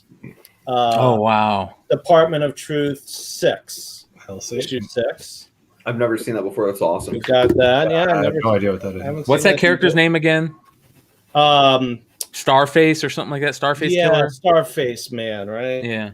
Very cool. Okay, so this is the Spawn. Reading Spawn. Reading Spawn. There you go. Yes, that's the only one that I actually. So not a Shadowhawk. Not a Shadowhawk. Yeah, I got the Shadowhawk. Hey, I would break dudes back just because they like, tried to mug someone too. I mean, We got the Spawn 315. I think that was the incentive. Nice, dude. That's gorgeous. We've got a Carmen. Oh, I read this. This is actually I got this. Yeah, okay, there we go. Minara. Yeah. Cover. Yeah. From Pulps.fr, so some French company. I read this. This was an interesting read. If you like nudity, there's plenty of it in there. Okay. All right. Yeah. Okay. Got a crossover 4. That's dope. Seeing this for the first time, I think that was a retailer incentive. Let's see. Oh, another one of the. They gave you the whole set. Well, they just threw in a whole and kit and caboodle. Yeah, this is nice. Another one of these. Yep. Cool. I think that's the 1 in 100. The Ellipsis crossover 3 variant. I didn't even know that was a thing. Yeah. Let's see. What else we have in here? How many books they send you, bro? Oh, another copy of this one. Yeah. Cool. They made it worth my while. We got this cover. Shout out to Mel. I think Mel. Yeah, dude, that made the whole box for me. Yeah, Mel they gave me 2 copies of that. Mel's gonna be calling you up soon, brother. We got 3 different variants of Radiant Black. Cool. I like that one. And we got the retro, and then we got the foil was already there. Okay. Yeah, very cool. And let's see. I think we're almost done. Almost. I just want to see the foil. I've only seen one of the foils. I haven't seen the other. I think they might be sending it separately. That's smart. This is Deep Beyond, comicsketchart.com. Nice. Foil. Very cool. MirkaAndolfo.com exclusive variant cover. Interesting. Didn't know about that. So did they send it like all non-bagged and boarded? It looks like there's one bag and boarded at the bottom. You'd be shocked, man. At publishing companies, there were no bags and boards. It used to drive me crazy. Youngblood. This looks like an original. Let's see. Oh, that's cool. Sketch. Who is that? Oh, shit. We'll have to figure that out afterwards. I don't want to hold up the show. And I think we've got. Well, we got to see what they put in a bag. I mean, you can't just leave us in suspense here. What the hell? Yeah, this is it. This is it. This is the final one. Oh, wow. Oh boy. Walking Dead one? No. Oh Jesus! Oh. That's savage, dude. That is. Yeah. Woo! Bring him Hey, out. man. By the Godfather himself. There's good people out there, man. You Yeah. know what I mean? Hell yeah. When you can, you should. That's all I gotta say. So thank you to Image Comics. Definitely worth the and that's without the Department of Truth books. So yeah, I like that. Dinesh, you got any recent pickups, man? I didn't know I was doing it, but I do have a couple things here that I Yeah. I like this. This is the best part. They're not gonna be that exciting. All right, I picked this up Action recently. Comics 1 9.0. Yeah, right. Do you guys know what this is? You guys know what this is, right? Yeah, the first what's that? Airplane? It's the Lichtenstein. It's one of the Lichtenstein books that he stole from, I think it's Toth. It's a hard book to find. So I picked this up on eBay. Grab this. 9.4, Justice League 141. First Manhunters, right? First Manhunters. Going to be the villains in the Green Lantern show. Has that been announced? Uh-oh. Uh-oh. Has now. Uh-oh. Spaghetti. It's okay. This is the first or second. I'm not sure if this is the first. 140 might be the first. Very cool. But they're in the show. And then I'm very happy about this. Ooh. Nice. Oh, it's to San Diego. The SECC, Yeah. right? Does it have the autograph in the centerfold? Is there going to be an autograph in here? Yeah, some I of the didn't know San that. Diegos have autographs on the centerfold. Whose signature? Oh, just wait. Oh, See, no. I hope you have it. I really hope you have it. I didn't even know that was a thing. Cinema. No, nothing. Oh, I let you I didn't know that down. was a thing. Why is this so hard to find? Because they gave it out at San Diego. Really? It was the promo issue they gave out at San Diego. Awesome book. This Yeah, one of the absolutely. best. That Well is one done. of the most underrated books of all time. I'm such a huge Unquestionably. fan of like magazines and wizards and stuff like that. That I geek out over that stuff. Yeah. So what happened? Absolutely. Todd went and signed a bunch of them as they were handing them out. Yeah, Someone and unfortunately though, the problem is that because it's in the centerfold, and when you usually open it up, the autograph like peels away on part of it because it's because he signed it in silver. Yeah. Not That would have bad. been amazing if that had happened right now. I I know. wonder how many that 9/8s. I know. I guess I wonder how many 9/8s. Do you think they actually looked for that when they looked at that book at CGC? Hell no. I wonder how many 9/8s got signatures and they didn't know it and they just blue labeled it. No, there's Well, the dude, they're census not on that gonna book pay is attention super to that small. shit. Is it? Okay, I don't know. Yeah, like it's like crazy small. If you think you got a shot at a 9/8, you might be like one of 6 or something. Hey, right I there, remember too. looking at Years it to forever. find First Todd Father Yeah, interviewing right? Wizard too. Yeah, because it's the first wizard. Yeah, So Thanks, Solo. We appreciate Not bad. your insights. My Not man. bad. so that's me. Big Leg, you got anything? I have crap, but I got I got a kind of a half funny one. So like when we all know how it is shopping on Amazon, right? Yep. For comic books. It's kind of hilarious, like because you don't know what you're gonna get. Yep. You might get a deal, and they're always nice. They write you like, so I get this. So I get a book in this bag, which clearly is not going to be bagged and boarded. Oh, And I boy. don't know what I know what I'm ordering, but like it's Amazon, so I don't have exact pictures, but it's $7, and I'm like, well, this is worth it. Well, the nice lady from she wrote thanks on it.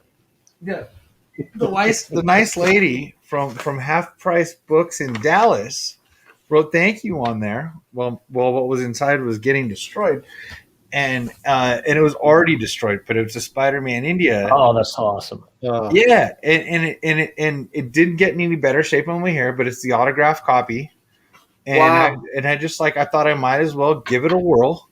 So I've got the autographed copy, and it is in horrible shape. Like it is destroyed. It was like $7 or $8 or something. I'm not actually I'm sorry. I'm not actually complaining. But Who's the it's just autograph like, from? it is what it is, huh? Who's the autograph from? To the same. This is the limited collector edition. I don't recognize it. Sorry for not looking up and telling you guys, but it's like if you see this collector edition on eBay. Okay, so there are no sales on this, but everyone on eBay has it for $200 or $300. I probably have the worst copy of it because there's some tape removed from it and stuff like that. It came with posters on the inside. I have no idea if these posters came with like the collector's edition. One of them is maybe the bad guy or something. I have no idea. Nice, dude.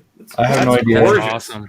Yeah, so it's kind of cool. And well, the other one is actually pretty cool because it is Spider-Man India. So this is one of those gambles you take on Amazon when you have no idea and they don't know. And like I said, I didn't even know I was buying it from Half Price Books, but that's where it got shipped from. So this one's actually pretty cool. That's awesome. Yeah, that's cool. Yeah, my roommate's girlfriend is from India. She's actually in India now, and his big plan was to buy a bunch of those books and try to slowly coerce her into appreciating comics. When she comes back, he's going to start with Spider-Man India. Like, welcome home. Here, I've got your comic. I'm like, I don't know if this is going to work, but good effort. Yeah. So no. I mean, it is. It's not great shape, but seriously, with that price, no complaints. There's not sales at that price. And cool. You know what?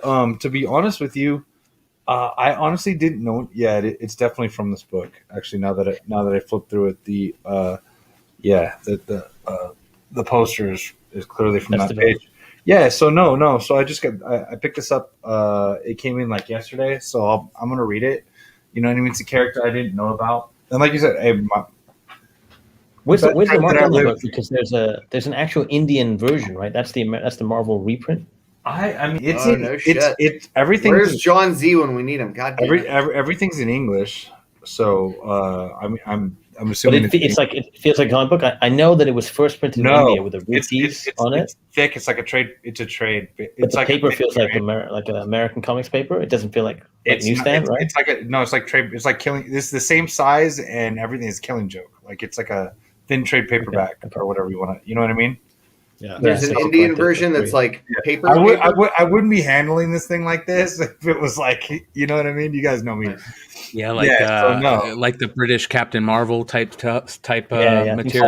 That's Captain Britain. Yeah, newsprint, man. Yeah. So I'm happy to have this. I only opened it a couple of days ago, so I definitely want to read it. But I had I grabbed some Spidey Super Stories because when we were talking it last week, but just because they all on the same website. But the funny thing was, oh shit, Dino, we had one we didn't sell, so we still got the F5 price tag for $25 on it, and I found it in the closet. I think Scotty might have overpriced that back in the day. might have, man. Hey, one of us did. You know what I mean? Otherwise, I apparently I checked out at MCS real quick. I got an Aladdin 11. You guys can laugh at me. This shit sells for money. Yeah. I was laughing before. A BattleTech 6. Good luck finding these. So when you find them cheap, you go grab them. Definitely with the Shuri and Miles. Definitely. This is a great book, and anytime they relist these, just the Shuri 8, great cover. Yeah, I have no big pickups, by the way. A third print Thanos 15. Love that. You know, these are cheap stuff. These Deadpool 13 had a few different variants to it. Oh, I love those 25th anniversary homages, man. Absolutely. So I actually have one of those at CGC right now. Underrated X-23 variant. I think because I know that with the crossover, so the Avengers, I think it's 14. Yeah, Avengers Arena 14 with the 8 or 12 or whatever it is bit variant. This one I grabbed a couple of just honestly because I love the cover. So the Savage Avengers with the Conan and Deadpool falling over a cliff. Hey, might as well.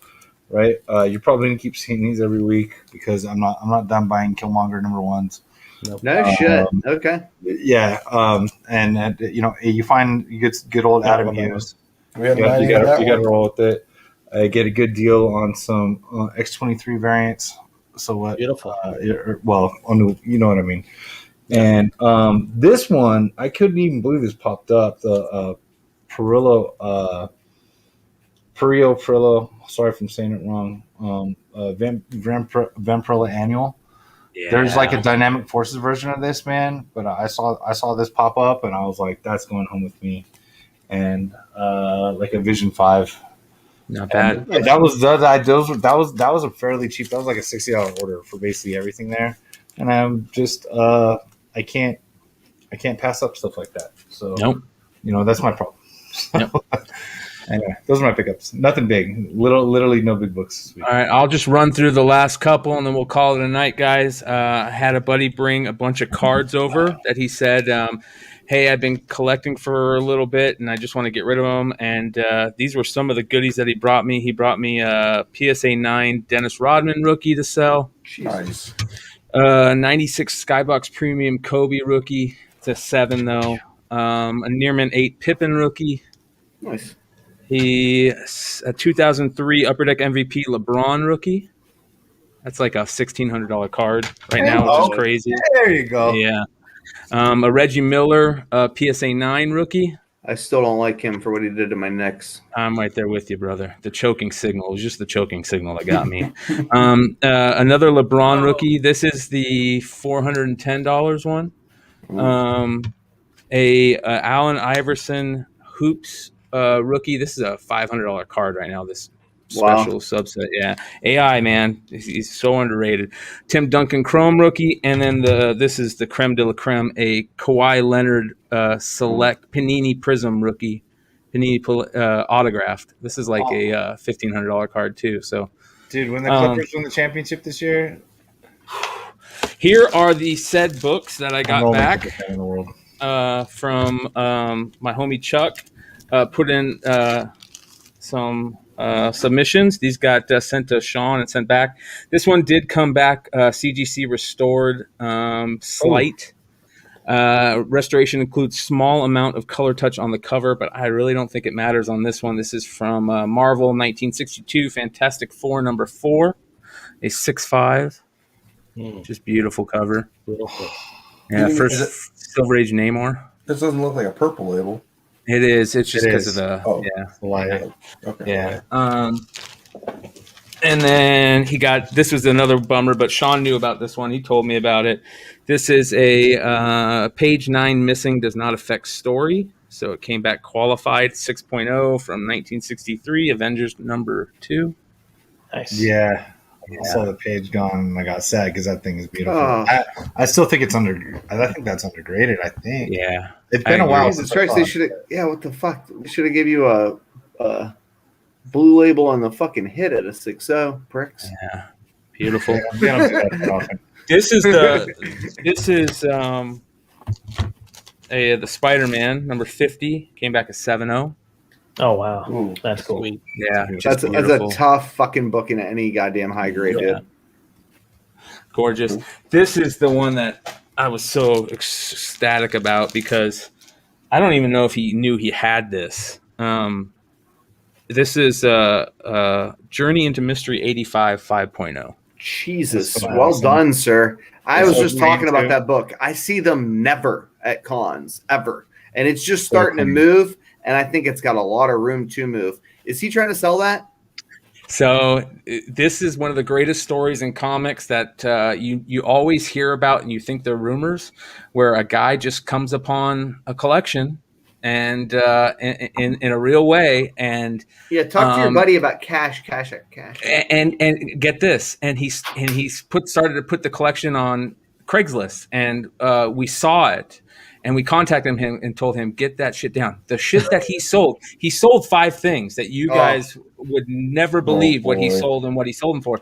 This collection is retirement ending type stuff. Like, I mean, and what Sean's seen some of the stuff, like, 9.4, I think, 181.